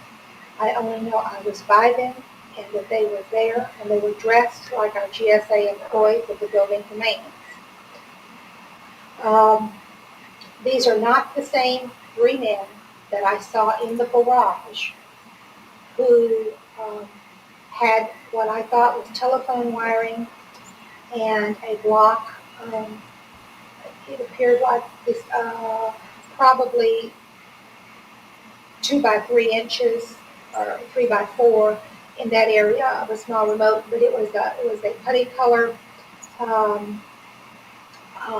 solid piece of block. I don't know what it was, but they had that and they had this wiring. When they saw me watching them, they were down there. They had plans at the building and they were discussing. They were arguing, in fact. Apparently there was a disagreement because one of the gentlemen was pointing to various areas in the garage. They were talking about, I assumed, the plans of the building. I thought maybe they were telephone men at first. These three men were not the same as these two men on this picture. They, when they saw me watching them, they took this wiring. It looked like telephone cord. It was putty colored. They took that. They took whatever else was in their hand. I don't know what it was. They put all of that back into a paper sack. They put it in the driver's side behind the passenger seat, behind the driver's side. It was in a kind of, as I would call, a pale green, a faded green station wagon. I did give that information to the FBI and to Stephen Jones. FBI did not ask me to look at any pictures. They only wanted to know if I could positively identify McVeigh or Nichols, and I said it was neither of those two gentlemen. I gave them descriptions of the three men, but it was only when I saw this picture of these two men 3 weeks ago did I realize that I had seen these men and that they were, in fact, in our building the morning of and the day before the bombing. And that is my testimony. My name is Jane C. Graham. I am an employee of the Department of Housing and Urban Development. I am a facilities management specialist. At the time of the bombing, I was a multifamily asset manager. My offices were on the 7th floor. I had occupied not only the 7th and the 8th floor, but I had just gone to the 9th floor when the bomb occurred. in reflecting this, I want to specify that the first bomb, the first impact was a waving effect that you got when the building was moving. You might have maybe felt a little waving, perhaps like earthquake movement, and it lasted for several seconds. About 6 or 7 seconds later, a bomb exploded. There was an entirely different sound and thrust. It was like it came right from the center up. You could feel the concrete floor move a little. The last thing I remember was looking up and seeing the roof being blown off and debris suspended in air. And I was thrown on my back and I became unconscious and debris came down on me, and Sonia Key was on top of that, and Joy McGirt, and both of those individuals took the debris off of me, helped me get up, helped me out of the building afterwards. But there were two distinct events that occurred. The second blast was not only very, very loud, it was also very powerful. And as I said, it felt like it was just coming straight up from the center of the building, straight on up and out. And so that is my testimony, and I will stand by this testimony. And as I say, today is July the 20th, and both of my grandsons are here as a witness to what I have said. Thank you very much.